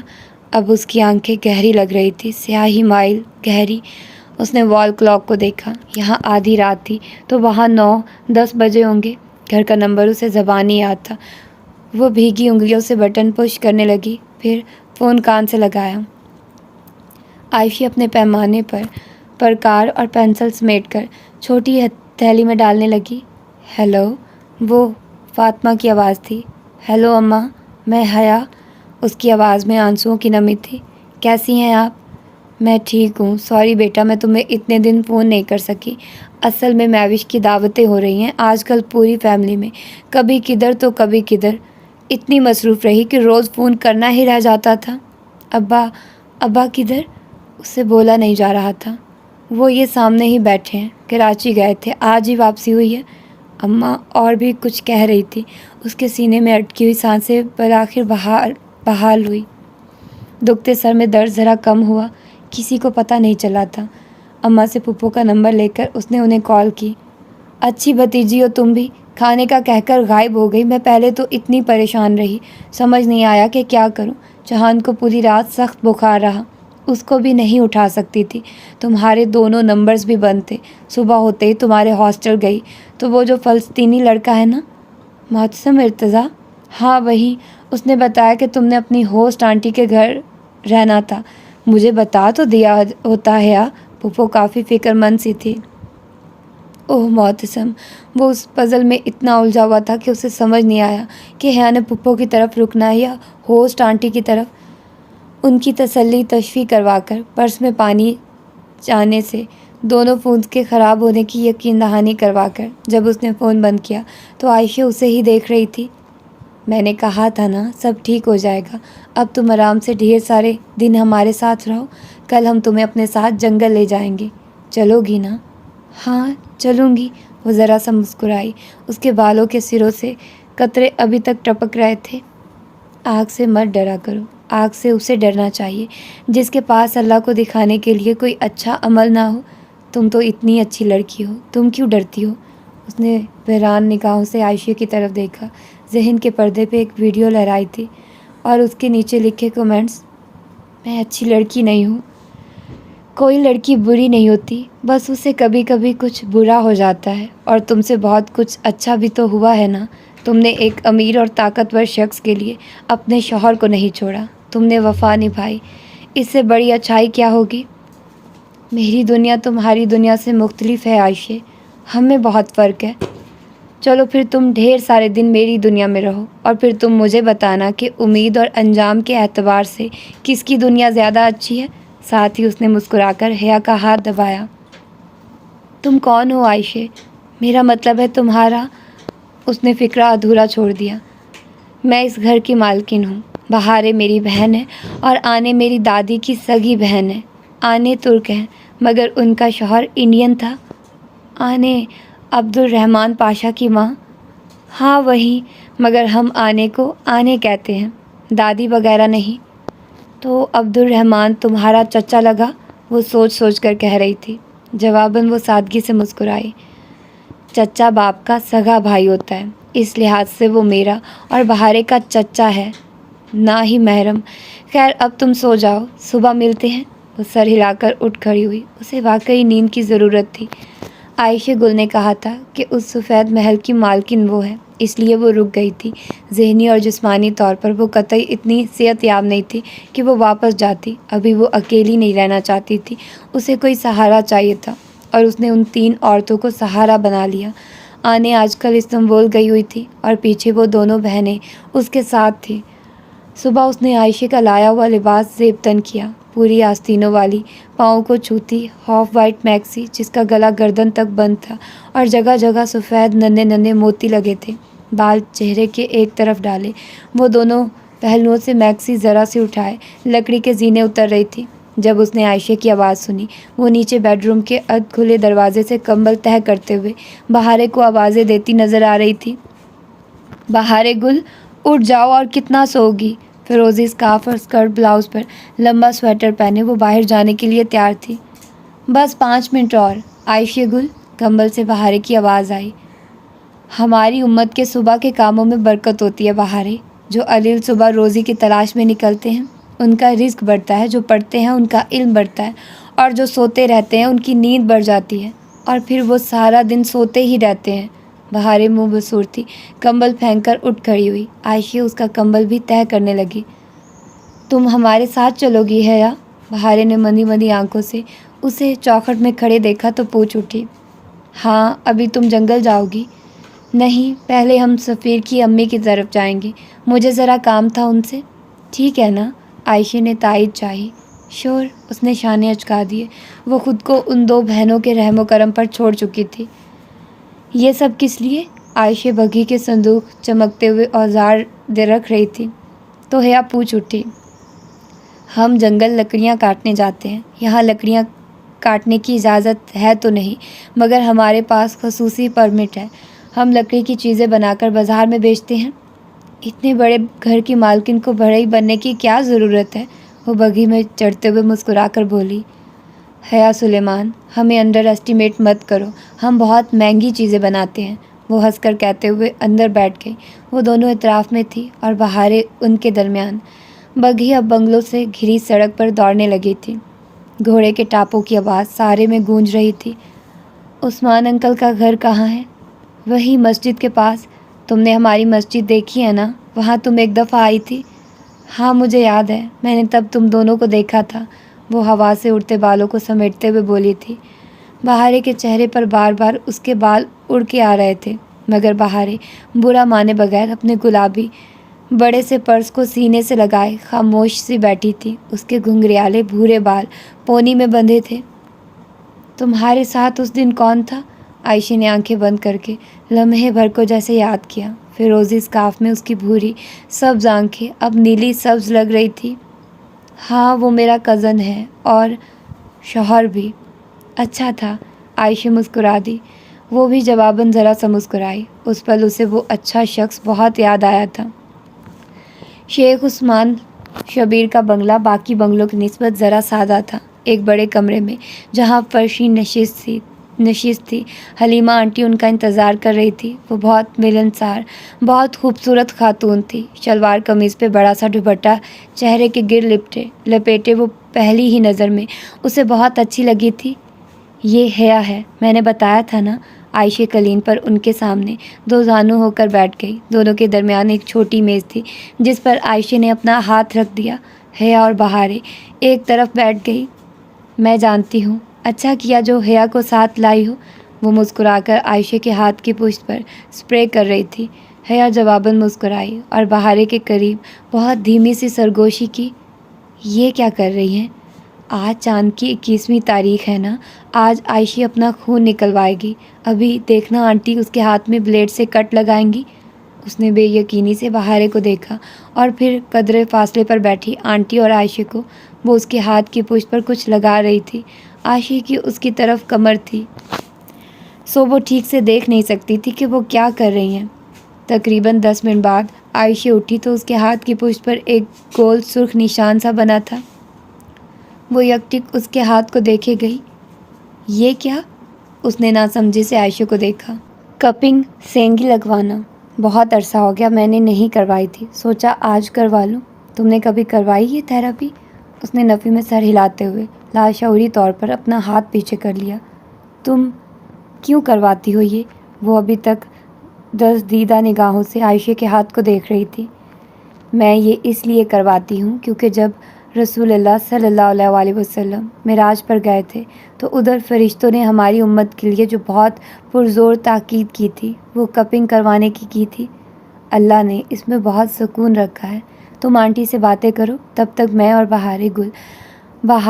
बहारे बाग से फूल तोड़ लाएं। वो दोनों बाहर चली गई। वो कदरे हिचकिचाते हुए उठकर उनके सामने आ बैठी। उन्होंने मुस्कुराकर उसे देखते नरमी से हाथ बढ़ाया तो हया ने बिला इरादा अपना हाथ उनके हाथ में दे दिया। तब उसे महसूस हुआ कि उन्होंने शफाफ पतला दस्ताना पहन रखा था। तुम अच्छा महसूस करोगी, ये तुम्हारी उदासी ले जाएगा। मुझे नहीं लगता कि मेरी उदासी इन चीज़ों से दूर हो सकती है। वो उनके हाथ में दिए अपने हाथ को देख रही थी जिसकी पुष्ट पर वो कोई स्प्रे कर रही थी। वो क्यों? मेरी ज़िंदगी बहुत पेचीदा और मसलों से भरी है, उसने उदासी से कहते हुए नफ़ी में सर झटका। खिड़की से छन कर आती सुबह की रोशनी उसके चेहरे पर पड़े नीलों को वाज़े कर रही थी।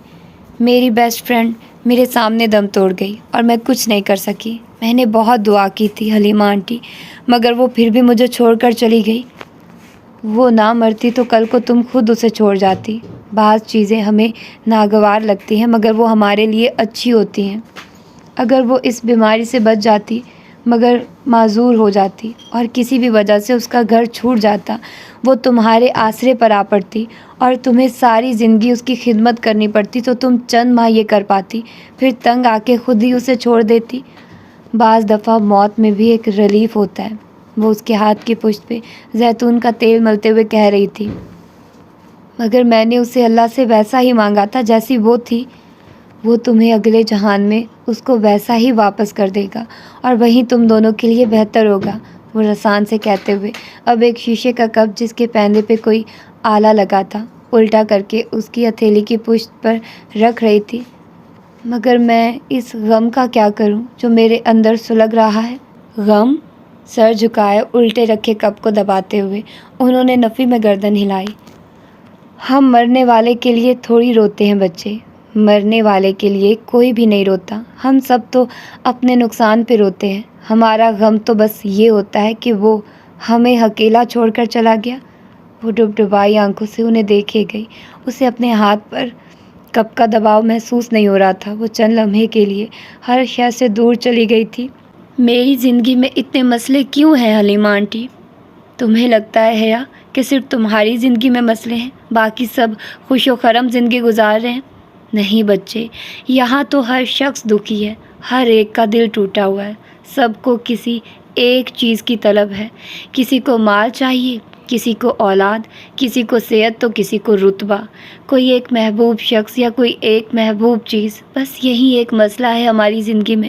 ہم سب کو ایک شے کی تمنا ہے، وہی ہماری دعاؤں کا موضوع ہوتی ہے، اور وہ ہمیں نہیں مل رہی ہوتی۔ وہی چیز ہمارے آس پاس کے لوگوں کو بے حد آسانی سے مل جاتی ہے، اور ہم ان پر رشک کرتے رہ جاتے ہیں، یہ جانے بغیر کہ ان لوگوں کی خاص تمنا وہ چیز ہے ہی نہیں۔ وہ تو کسی اور چیز کے لیے دعائیں کرتے رہتے ہیں۔ یوں ہم اس ایک چیز کے لیے اتنا روتے ہیں کہ وہ ہماری زندگی پہ حاوی ہو جاتی ہے، اور یہ شے وقت گزرنے کے ساتھ ساتھ بدلتی رہتی ہے۔ تم مجھے ایک بات بتاؤ، تمہاری زندگی میں بہت سے مسئلے آئے ہوں گے، لمحے بھر کو اپنے سارے مسئلے یاد کرو۔ اس نے آنکھیں بند کر لی۔ وہ اب کپ ہٹا کر اس گول نشان کے اندر موجود جلد میں نشتر کی سوئی سے کٹ لگا رہی تھی۔ اسے تکلیف نہیں ہوئی، وہ کچھ اور یاد کر رہی تھی۔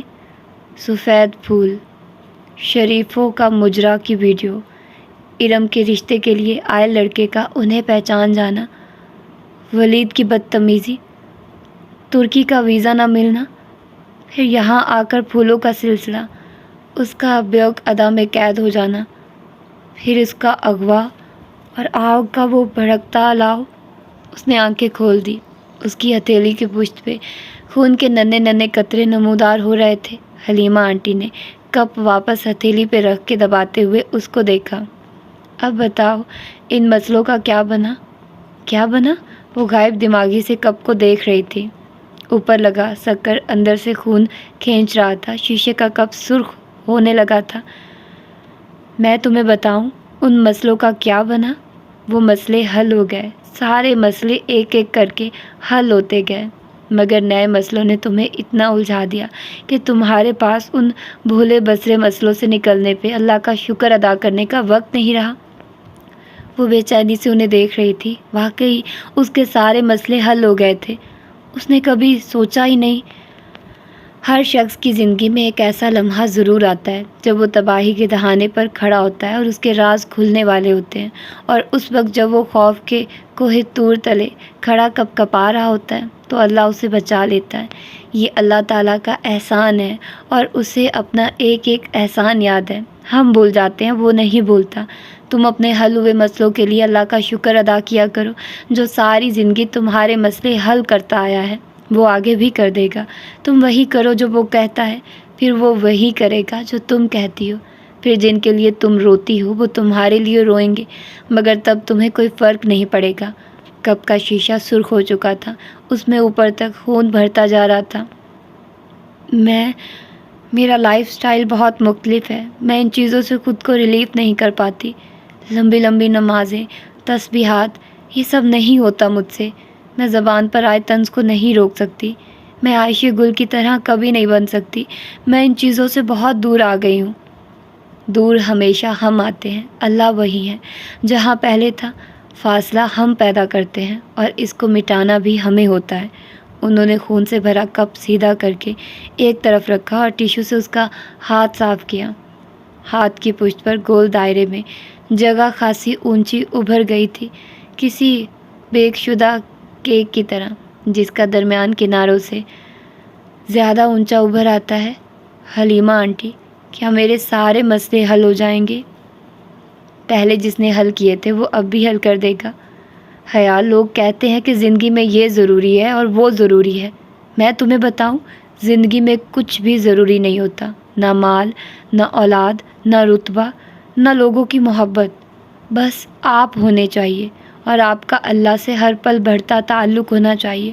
باقی یہ مسئلے تو بادل کی طرح ہوتے ہیں۔ جہاز کی کھڑکی سے کبھی نیچے تیرتا بادل دیکھا ہے؟ اوپر سے دیکھو تو وہ کتنا بے ضرر لگتا ہے، مگر جو اس بادل تلے کھڑا ہوتا ہے نا، اس کا پورا آسمان بادل ڈھانپ لیتا ہے اور وہ سمجھتا ہے کہ روشنی ختم ہو گئی ہے اور دنیا تاریک ہو گئی۔ غم بھی ایسے ہوتے ہیں، جب انسان پہ چھاتے ہیں تو سب تاریک لگتا ہے، لیکن اگر تم اس زمین سے اوپر اٹھ کر آسمانوں سے پورا منظر دیکھو تو تم جانو گی کہ یہ تو ایک ننھا سا ٹکڑا ہے جو ابھی ہٹ جائے گا۔ اگر یہ سیاہ بادل زندگی پہ نہ چھائے نہ حیا، تو ہماری زندگی میں رحمت کی کوئی بارش نہ ہو۔ انہوں نے تیل لگا کر اس کا ہاتھ صاف کر دیا تھا۔ اس نے ہاتھ چہرے کے قریب لے جا کر دیکھا۔ میں اتنی جلی ہوں آنٹی کہ مجھے لگتا ہے میرا دل ہی مر گیا ہے۔ جلنا تو پڑتا ہے بچے، جلے بغیر کبھی سونا کندھن نہیں بنتا۔ ان کی بات پر وہ آزردگی سے مسکرائی۔ یہ ابھی ٹھیک ہو جائے گا اور تم بھی ٹھیک ہو جاؤ گی۔ تھینک یو آنٹی، مجھے آپ سے بات کر کے بہت اچھا لگا۔ ایک آخری بات، کیا یہ اتفاق تھا کہ عثمان انکل اور ہم ایک ہی فلائٹ میں آئے تھے؟ اس دنیا میں اتفاق کم ہی ہوتے ہیں۔ میرا خیال ہے عثمان کو عبد الرحمن نے ایسا کہا تھا۔ وہ سمجھ کر سر ہلا کر اٹھ کھڑی ہوئی۔ کبھی اسے لگتا اسے زندگی میں سب سے زیادہ تکلیف پاشا نے دی ہے، اور کبھی لگتا اس کے احسان اس کی دی گئی اذیت سے زیادہ ہیں۔ بگھی سڑک پر رواں دواں تھی۔ رات کی بارش اب سوکھ چکی تھی اور ہر جگہ نکھری نکھری دھلی دھلائی لگ رہی تھی۔ سبزہ ہوا، سرمئی سڑک، وہ چھوٹا سا جزیرہ جنت کا ٹکڑا لگتا تھا۔ وہ بگھی کی کھڑکی سے باہر دیکھتی، ان باتوں کو سوچ رہی تھی جو حلیمہ آنٹی نے اس سے کہی تھی۔ عائشہ، اس نے کچھ کہنے کے لیے گردن ان دونوں کی طرف پھیری تو ایک دم ٹھہر گئی۔ درمیان میں بیٹھی بہاریں اپنے گلابی پرس سے کچھ نکال رہی تھی۔ حیا بالکل ساکت، سانس روکے اسے دیکھے گئی۔ وہ حیا کا بھورے رنگ کا لکڑی کا پزل باکس تھا۔ بہاریں، یہ تم نے کہاں سے لیا؟ وہ بنا پلک جھپکے اس باکس کو دیکھ رہی تھی۔ یہ مجھے عبد الرحمن نے میری برتھ ڈے پر گفٹ کیا تھا۔ اس میں میرا گفٹ ہے، مگر ابھی یہ مجھ سے کھلا نہیں ہے، وہ مایوسی سے بتاتی اس کی سلائڈ پر انگلی پھیر رہی تھی جس میں 5 حروف بنے تھے۔ باکس کے اوپر ڈھکن کی سطح پہ انگریزی میں ایک لمبی سی نظم کدی تھی۔ یہ حیا کا باکس نہیں تھا، مگر یہ بالکل اس جیسا تھا۔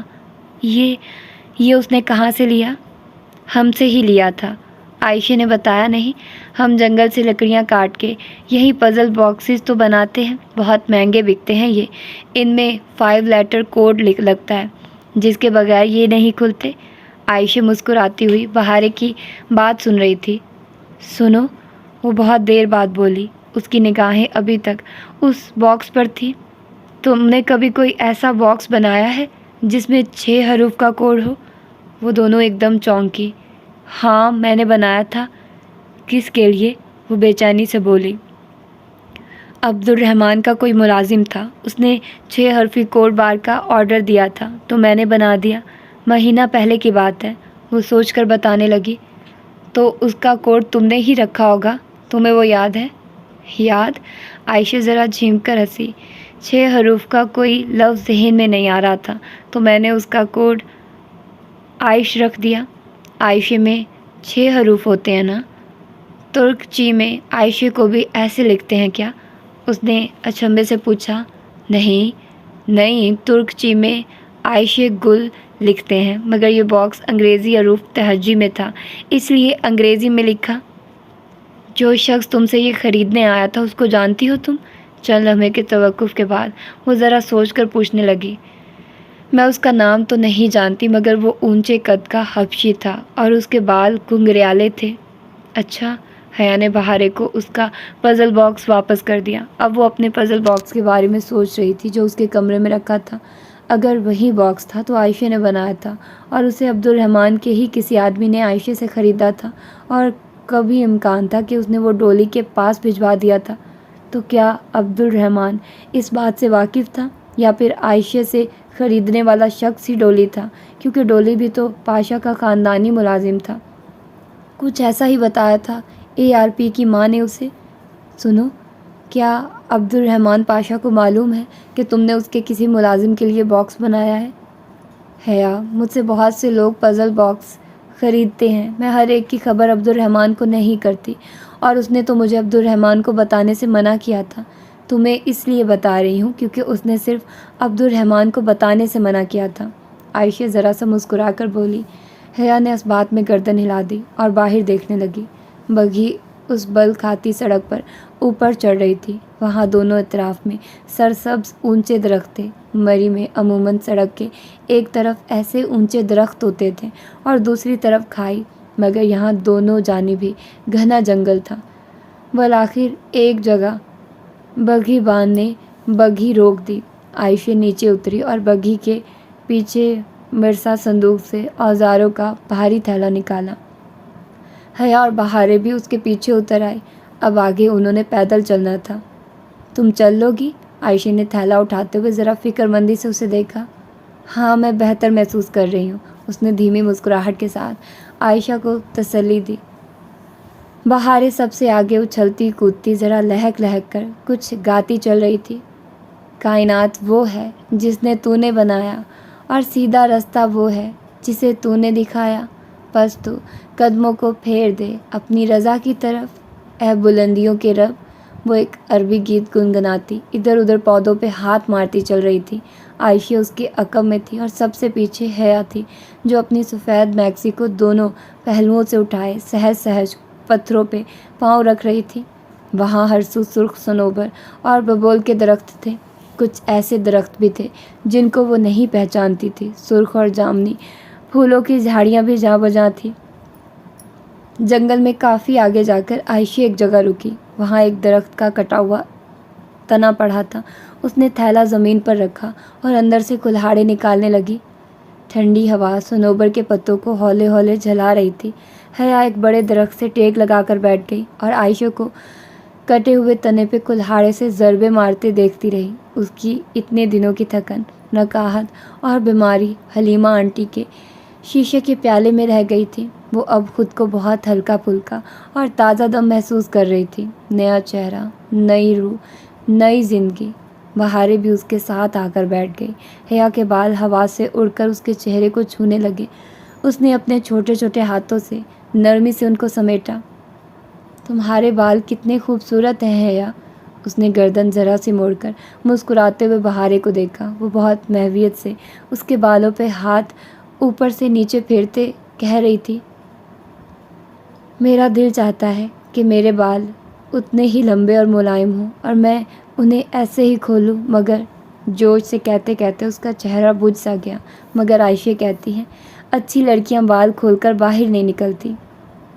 بہاریں کی بات پر اس نے ایک نظر عائشہ کو دیکھا، جو کوٹ کی آستینیں موڑے رکوع میں جھکی لکڑی پہ کلہاڑا مار رہی تھی۔ ہر ضرب کے بعد وہ سیدھی ہوتی اور پیشانی پر آیا پسینہ آستین سے پونچھ کر اور پھر سے جھک جاتی۔ وہ تمہیں منع کرتی ہیں؟ نہیں، وہ کہتی ہے بہاریں تمہاری مرضی، جب تم میں حیا نہ رہے تو جو چیز چاہے کرو۔ اس نے عائشہ کے خفگی بھرے انداز کی نقل کر کے دکھائی۔ تم ساری دنیا میں سب سے زیادہ عائشہ کی بات مانتی ہو؟ نہیں، پہلے عبدالرحمن کی، پھر عائشہ کی۔ تم عبدالرحمن کو بہت پسند کرتی ہو بہاریں؟ وہ اپنی حیرت چھپاتے ہوئے استفسار کرنے لگی۔ کیا یہ بہنیں عبدالرحمن کی شہرت نہیں جانتی، یا یہ اسے لوگوں سے زیادہ جانتی ہیں؟ بہت زیادہ۔ وہ ہے ہی اتنا اچھا، اور اس کے بالوں کو ہاتھوں میں لیے ہوئے بہت محبت سے کہہ رہی تھی۔ حیا نے اپنے کھلے بالوں کو دیکھا اور پھر بہاریں کی نفاست سے بندھی گھنگریالی پونی۔ میں بال باندھ لوں بہاریں؟ مجھے ہوا تنگ کر رہی ہے۔ اس نے جیسے خود کو وضاحت دی کہ وہ عائشہ کی اچھی لڑکیوں والی نشانیوں کا اثر نہیں لے رہی، ہوا کی وجہ سے بال باندھنا چاہ رہی ہے۔ میں باندھ دوں؟ میرے پاس فالتو پونی ہے۔ اس نے اپنے گلابی پرس میں ہاتھ ڈال کر جھٹ سے ایک سرخ رنگ کا بینڈ نکالا۔ حیا نے ذرا سا رخ موڑ لیا۔ بہاریں اس کی پشت پر گھٹنوں کے بل اونچی ہو کر بیٹھ گئی اور اپنے نرم ہاتھوں سے اس کے بال سمیٹنے لگی۔ حیا نے آنکھیں بند کر لی۔ عثمانی سلطنت کی شہزادیاں تمہاری طرح خوبصورت ہوتی ہوں گی حیا، ہے نا؟ وہ نرمی سے اس کے بالوں میں انگلیاں چلاتی اس کی ایک ڈھیلی سی چوٹی بنا رہی تھی۔ بینڈ باندھ کر اس نے چوٹی حیا کے کندھے پر آگے کو ڈال دی۔ حیا نے اپنی موٹی سیاہ چوٹی پر ہاتھ پھیرا اور گردن موڑ کر ممنونیت سے بہاریں کو دیکھا۔ میری اماں کہتی ہیں کہ میں اتنی خوبصورت نہ لگتی اگر میں اپنی گرومنگ پہ اتنی محنت نہ کرتی۔ تمہارا اور عائشہ کا شکریہ، ورنہ میرے بال نہ بچتے۔ دوست کس لیے ہوتے ہیں؟ بہارے نے مسکرا کر شانے اچکائے۔ اس نے اور عائشہ نے کن جوکھوں سے اس کے بالوں سے ویکس اتاری تھی، یہ روداد بہارے اسے سنا چکی تھی۔ ویکس بال تب ضائع کرتی اگر کھینچ کر اتاری جاتی، جبکہ انہوں نے اس کو پگھلا کر نرم کر کے اتارا تھا۔ اچھا، اپنا پزل باکس دکھاؤ، میں اس کی پہیلی دیکھوں۔ بہارے گل نے سر ہلا کر بیگ سے باکس نکال کر اسے تھمایا۔ اس کا گلابی بیگ ایک زنبیل تھی جس میں ہر ایک چیز ہوتی تھی۔ بہارے، تم نے حیا کا گفٹ نہیں بنایا؟ عائشہ نے ہاتھ روک کر رکوع میں جھکے سر اٹھا کر خفگی سے اپنی بہن کو دیکھا۔ اوہ ہاں، میں ابھی آئی۔ بہارے ماتھے پر ہاتھ مارتی اٹھی، بڑے تھیلے میں سے ایک خالی ٹوکری نکالی اور درختوں کے درمیان اچھلتی پھدکتی آگے بھاگ گئی۔ عائشہ واپس کام میں مصروف ہو گئی۔ حیا سر تنے سے ٹکائے باکس کو چہرے کے سامنے لا کر دیکھنے لگی۔ اس کے ڈھکن پر انگریزی میں چند فقرے کھدے تھے جو شاید ایک نظم تھی۔ A creamy eye in silver chest sleeps in a salty depth, rises from a prison grain, shines as it will in slain۔ Puzzle box کے کوڈ بار میں 5 چوکھٹے بنے تھے۔ حیا نے 3-4 دفعہ اس نظم کو پڑھا تو اسے وہ 5 حرفی لفظ سمجھ آ گیا جو اس باکس کی کنجی تھا۔ پہیلی آسان تھی، مگر ظاہر ہے وہ بہارے کو جواب نہیں بتا سکتی تھی۔ وہ بہارے کا تحفہ تھا اور وہ اسے خود ہی کھولنا تھا۔ مگر کون لکھتا تھا یہ نظمیں، یہ پہیلیاں؟ باکس گود میں رکھے اس نے آنکھیں موند لی۔ اس کے جسم کا سارا درد دھیرے دھیرے غائب ہو رہا تھا۔ ہر سو میٹھی نیند تھی۔ بہت دن بعد اس پہ سکون سا چھا رہا تھا۔ وہ حلیمہ آنٹی کی باتوں کو سوچتی، اپنے حل ہوئے مسئلوں کو یاد کرتی۔ کب سو گئی اسے پتہ نہیں چلا۔ جب اس کی آنکھ کھلی تو وہ جنگل میں اکیلی تھی۔ عائشہ اور بہارے وہاں نہیں تھی۔ وہ ہڑبڑا کر اٹھی۔ عائشہ، بہارے، وہ متوش انداز میں ان کو پکارتی درختوں کے درمیان آگے کو بھاگی۔ حیا، ہم ادھر ہیں، عائشہ نے کہیں قریب سے پکارا۔ وہ آواز کا تعاقب کرتی اس گھنے جھنڈ تک آئی تو دیکھا عائشہ ان درختوں کے پاس کلہاڑا پکڑے کھڑی تھی، ساتھ ہی بہارے زمین پر بیٹھی تھی، کٹا تنا ساتھ ہی رکھا تھا۔ تم سو گئی تھی تو مجھے لگا ہماری آوازیں تمہیں ڈسٹرب نہ کریں، سو ہم سب کچھ ادھر لے آئے۔ خیر تھی عائشہ، اس نے خفت سے ان دونوں کو دیکھا۔ تنا، لکڑیاں، اوزار، وہ ہر چیز بنا آواز پیدا کیے وہاں سے لے گئی تھی۔ وہ بھی صرف اس کے خیال سے اسے ان 2 پریوں کی طرح معصوم لڑکیوں پہ بے حد پیار آیا۔ تم بتاؤ، تمہاری طبیعت کیسی ہے؟ بہت بہتر۔ وہ بہارے کے ساتھ خشک گھاس پہ بیٹھ گئی۔ بہارے کی گود میں سفید پھولوں کی لڑی رکھی تھی۔ وہ دونوں ہاتھوں میں ایک موٹی سبز ٹہنی پکڑے اس کے دونوں سرے ملا کر ان کو باندھ رہی تھی، یوں کہ وہ ایک گول سبز سا رنگ بن گیا تھا۔ تم کیا کر رہی ہو؟ تمہارا گفٹ بنا رہی ہوں۔ تمہیں پہیلی سمجھ میں آئی؟ فوراً ہی آ گئی۔ بہت آسان تھی، اور کم از کم اس کے لیے اسے کسی فلاسفر کے گدھوں اور کتے والے اقوال زری نہیں پڑھنے پڑے تھے۔ عائشہ کی بھی سمجھ میں آ گئی تھی، مگر یہ مجھے نہیں بتاتی۔ ٹھیک کرتی ہوں، یہ تمہارا تحفہ ہے اور تمہیں خود نکالنا ہے۔ تحفہ خوشی کے لیے ہوتا ہے، اگر تم اسے خود بوجھ کر نکالو تو تمہیں اصلی خوشی ہوگی، ورنہ توڑ کر بھی نکال سکتی ہو، عائشہ نے کہا۔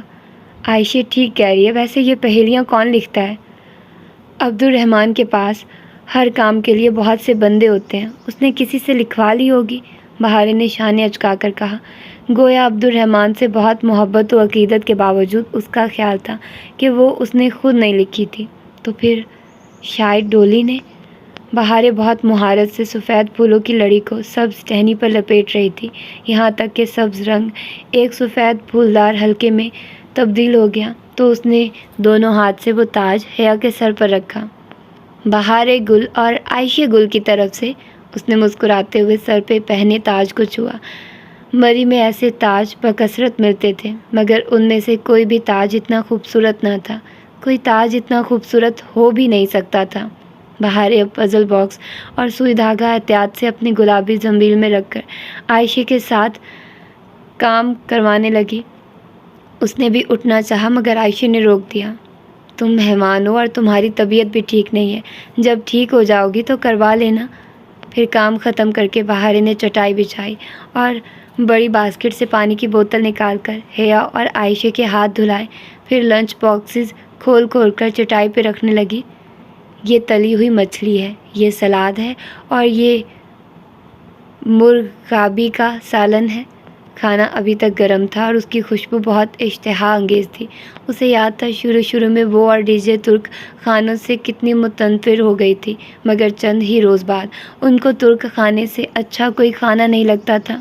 یوں سنسان جنگل میں درختوں کے بیچ میں زمین پر بیٹھے ٹھنڈی سی دوپہر میں وہ اس کا پہلا کھانا تھا. استنبول کی چہل پہل اور ہنگامہ خیز زندگی سے دور ایک تنہا جزیرے پہ، جہاں وہ خود کو فطرت کے زیادہ قریب محسوس کر رہی تھی. کھانا کھا کر چیزیں سمیٹ کر وہ لکڑی کے چھوٹے چھوٹے گٹھے سروں پہ اٹھائے ڈھلان سے اتر کر واپس بگھی تک آ گئی.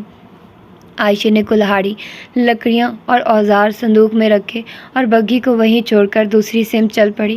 اس نے نہیں پوچھا تھا کہ اب وہ کدھر جا رہے ہیں. وہ خود کو ان دو بہنوں کے رحم و کرم پر چھوڑ چکی تھی. پھر بھی عائشہ خود سے ہی بتانے لگی، اب ہم ساحل کی طرف جا رہے ہیں. مگر فائدہ کوئی نہیں ہے. اس کے ساتھ چلتی بہارے نے ذرا خفگی سے سرگوشی کی. وہ جو دونوں پہلوؤں سے میکسی ذرا اٹھا کر چل رہی تھی ذرا چونکی. وہ کیوں؟ ہم سمندر پہ سیب چننے جا رہے ہیں، مگر کوئی فائدہ نہیں ہے. میرے کسی سیب سے موتی نہیں نکلتا اور عائشہ کے ہر سیب سے موتی نکلتا ہے. عبد الرحمن کہتا ہے عائشہ کے سیب سے موتی اس لیے نکلتے ہیں کیونکہ وہ ہمیشہ سچ بولتی ہے. نہیں، یہ کوئی پیمانہ نہیں ہے. بہارے کے سیب سے موتی اس لیے نہیں نکلتے کیونکہ بہارے ہمیشہ اللہ سے برا گمان رکھتی ہے.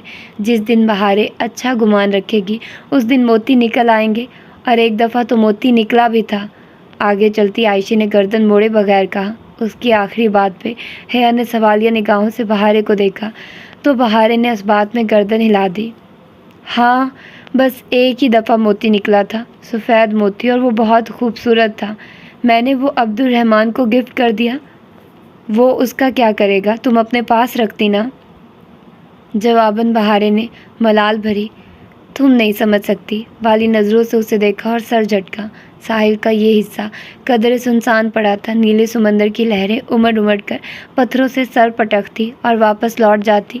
ساحل کی ریت گیلی تھی اور اس پہ قطار میں بہت سے پتھر پڑے تھے. کراچی کا ساحل ریت والا ہوتا تھا مگر یہ ساحل پتھروں والا تھا. وہ چیزیں محفوظ جگہ پر رکھ کر، جوتے اتار کر، ننگے پاؤں چلتی پانی میں آ کھڑی ہوئی. ادھر سمندر اکثر سیب ڈال دیتا ہے مگر روز نہیں. عائشہ پاؤں بھر پانی میں چلتی کہہ رہی تھی. لہریں امڑ کر آتی، اس سے ٹکراتی اور اسے گھٹنوں تک بھگو کر واپس چلی جاتی. وہ تینوں ایک دوسرے سے فاصلے پر کھڑی اپنی اپنی ٹوکریاں اٹھائے سیب ڈھونڈ رہی تھی. پانی یخ بستہ اور ہوا سرد تھی. اس نے پلٹ کر دیکھا تو عائشہ اور بہارے ریت سے سیب اٹھا کر اپنی ٹوکریوں میں بھر رہی تھی، مگر اسے اپنے پاس کوئی سیب نظر نہیں آیا. وہ متلاشی نگاہوں سے پانی کی تہہ تلے چھلکتی ریت کو دیکھتی آگے بڑھ رہی تھی.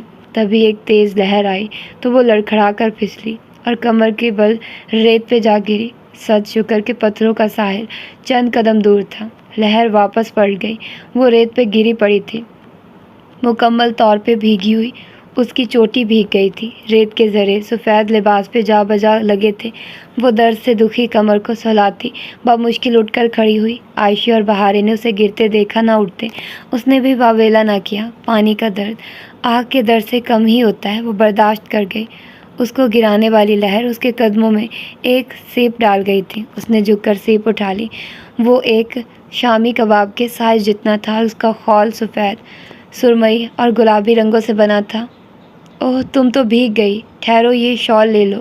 پتھروں کے پار چٹائی پہ بیٹھتے ہوئے عائشہ نے فکر مندی سے اسے دیکھا اور ایک شال ٹوکری سے نکال کر دی جو اس نے شانوں کے گر لپیٹ لی.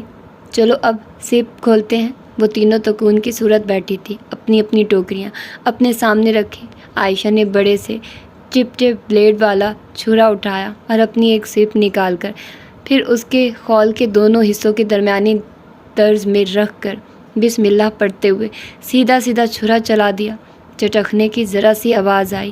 عائشہ نے چھرا ایک طرف رکھا اور دونوں ہاتھوں سے سیب کے خول کو یوں کھولا جیسے کوئی کتاب کھولتے ہیں. اندر موجود سمندری جانور کا گودا خون آلود تھا، وہ مر چکا تھا، مگر اس کے اوپر ایک مٹر کے دانے جتنا سفید موتی جگمگا رہا تھا۔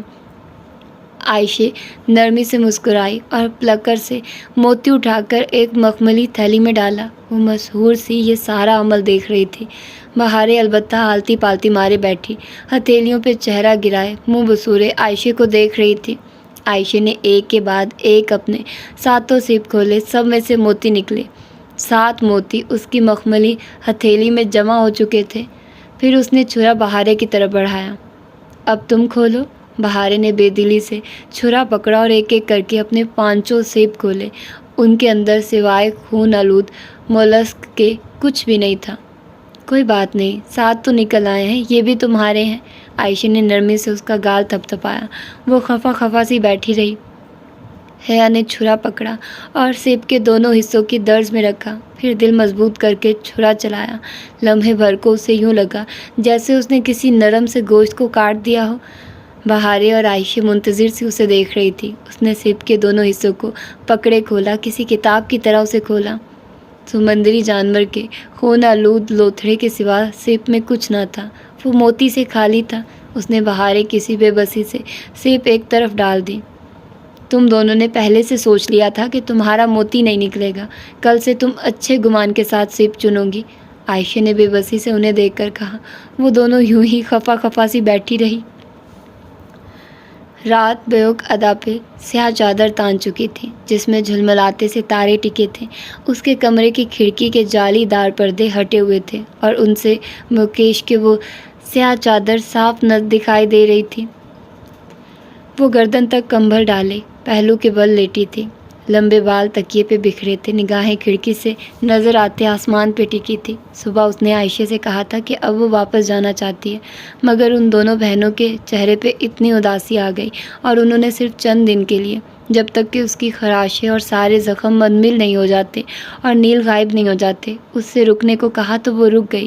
اسے بیوق ادا اچھا لگا تھا، یا پھر شاید اسے یہ خوف تھا کہ ابھی سبانجی میں لوگ اس کے چہرے کے زخموں کے متعلق استفسار کریں گے۔ وہ اس پرفضا مقام پہ مکمل صحت مند ہو کر پہلے جیسا چہرہ لے کر واپس پلٹنا چاہتی تھی، اور بیوق ادا سے اسے کھینچتا بھی تھا۔ اس سفید محل میں کوئی مقناطیسی کشش تھی اور ان بہنوں کا خلوص تھا جو اسے باندھ رکھ رہا تھا۔ وہ گھر عائشہ گل کا تھا، یہی وہ دل سے سارے بوجھ اتار دینے والا احساس تھا جس کے باعث وہ ادھر رک گئی تھی۔ سبانجی سے آج کل اسپرنگ بریک کی چھٹیاں تھیں اور بریک ختم ہونے تک وہ ادھر رہ سکتی تھی۔ ابھی واپس جانا، دوسروں کو اپنے بارے میں مشکوک کرنا ہوگا۔ چہرے کے زخم بھرنے میں ابھی وقت تھا اور دل کے پتہ نہیں کب بھر پائیں گے۔ ایک لمحے کے لیے اس نے اپنے دل کو ٹٹولا، کہیں وہ اس گھر میں اس لیے تو نہیں رک گئی کہ اس کا تعلق عبد الرحمن پاشا سے ہے، مگر نہیں، اس کے دل میں تو جہان سکندر کے علاوہ کسی کی گنجائش نہ تھی۔ ٹھیک ہے، پاشا نے اس پر بہت بڑا احسان کیا تھا اور وہ اس کی ممنون تھی، مگر اس کے دل میں پاشا کے لیے کوئی نرم گوشہ نہیں پیدا ہوا تھا، ہو ہی نہیں سکتا تھا۔ اس نے ابھی تک موبائل نہیں لیا تھا۔ عائشہ نے کہا تھا کہ کل تک ان کے ہوٹل کا ملازم موبائل اور سم پہنچا دے گا، بل سمیت۔ اس نے ابا سے کچھ پیسے عائشہ کے اکاؤنٹ میں منگوا لیے تھے تاکہ وہ اپنے اخراجات خود اٹھا سکے، البتہ نہ اس کی اماں ابا اور نہ ہی جہان کو بتایا تھا کہ وہ کدھر رہ رہی ہے۔ وہ پہلے ہی ان سے دور تھی، جہاں بھی رہے کیا فرق پڑتا تھا۔ اور پھر استنبول میں عبد الرحمن پاشا کی رہائش سے بڑھ کر محفوظ جگہ کوئی نہ تھی، اس کا اندازہ اسے ہو چکا تھا۔ مگر جہان، جانے وہ کیسا ہوگا۔ اتنے دنوں سے اس سے بات بھی نہیں ہوئی۔ آخری دفعہ اسے تب دیکھا تھا جب وہ اسے ٹاکسم پہ چھوڑنے آیا تھا، تب بخار کے باعث اس کی آنکھیں اور ناک سرخ تھی۔ پتہ نہیں اس کا بخار ٹھیک ہی ہوا یا نہیں۔ وہ اسے فون کرنے کا سوچ کر اٹھی اور باہر آ کر گول چکر زینہ اترنے لگی۔ آخری سیڑھی پہ اس کے قدم سست پڑ گئے۔ لیونگ روم میں انگیٹھی دہک رہی تھی اور اس کے سامنے عائشہ گل صوفے پہ پاؤں اوپر کیے بیٹھی تھی، حیا کی جانب پشت کیے، وہ ہاتھوں میں قرآن پکڑے پڑھ رہی تھی۔ مدھر، دھیمی، خوبصورت آواز جو آیات کے ساتھ اوپر نیچے ہوتی تھی، اور آگ والے جنت والوں کو پکار پکار کر کہیں گے کہ ڈالو ہم پر پانی، اس میں سے جو اللہ نے تمہیں بخشا ہے۔ وہ کہیں گے بے شک اللہ نے ان دونوں کو حرام کر دیا ہے انکار کرنے والوں پر، وہ وہی ریلنگ پہ ہاتھ رکھے ساکت سی کھڑی رہ گئی۔ ایک دم سے وقت 5 روز پیچھے چلا گیا۔ وہ کرسی سے بندھی ہوئی اسی کمرے میں گری پڑی تھی جس میں بہت سی آگ تھی، الاؤ، انگیٹھی، ابلتا ویکس، دہکتی سلاخیں۔ اسے اپنی چیخیں سنائی دے رہی تھی، پانی ڈالو مجھ پر، پانی ڈالو مجھ پر۔ وہ اگلے 3 روز سوتی جاگتی کیفیت میں یہی چلاتی رہی تھی۔ عائشہ اسی طرح پڑھ رہی تھی، بے شک اللہ نے ان دونوں کو حرام کر دیا ہے انکار کرنے والوں پر۔ وہ لوگ جنہوں نے اپنے دین کو شغل اور کھیل بنا لیا تھا، وہ بے دم سی ہو کر وہیں آخری سیڑھی پہ بیٹھتی چلی گئی۔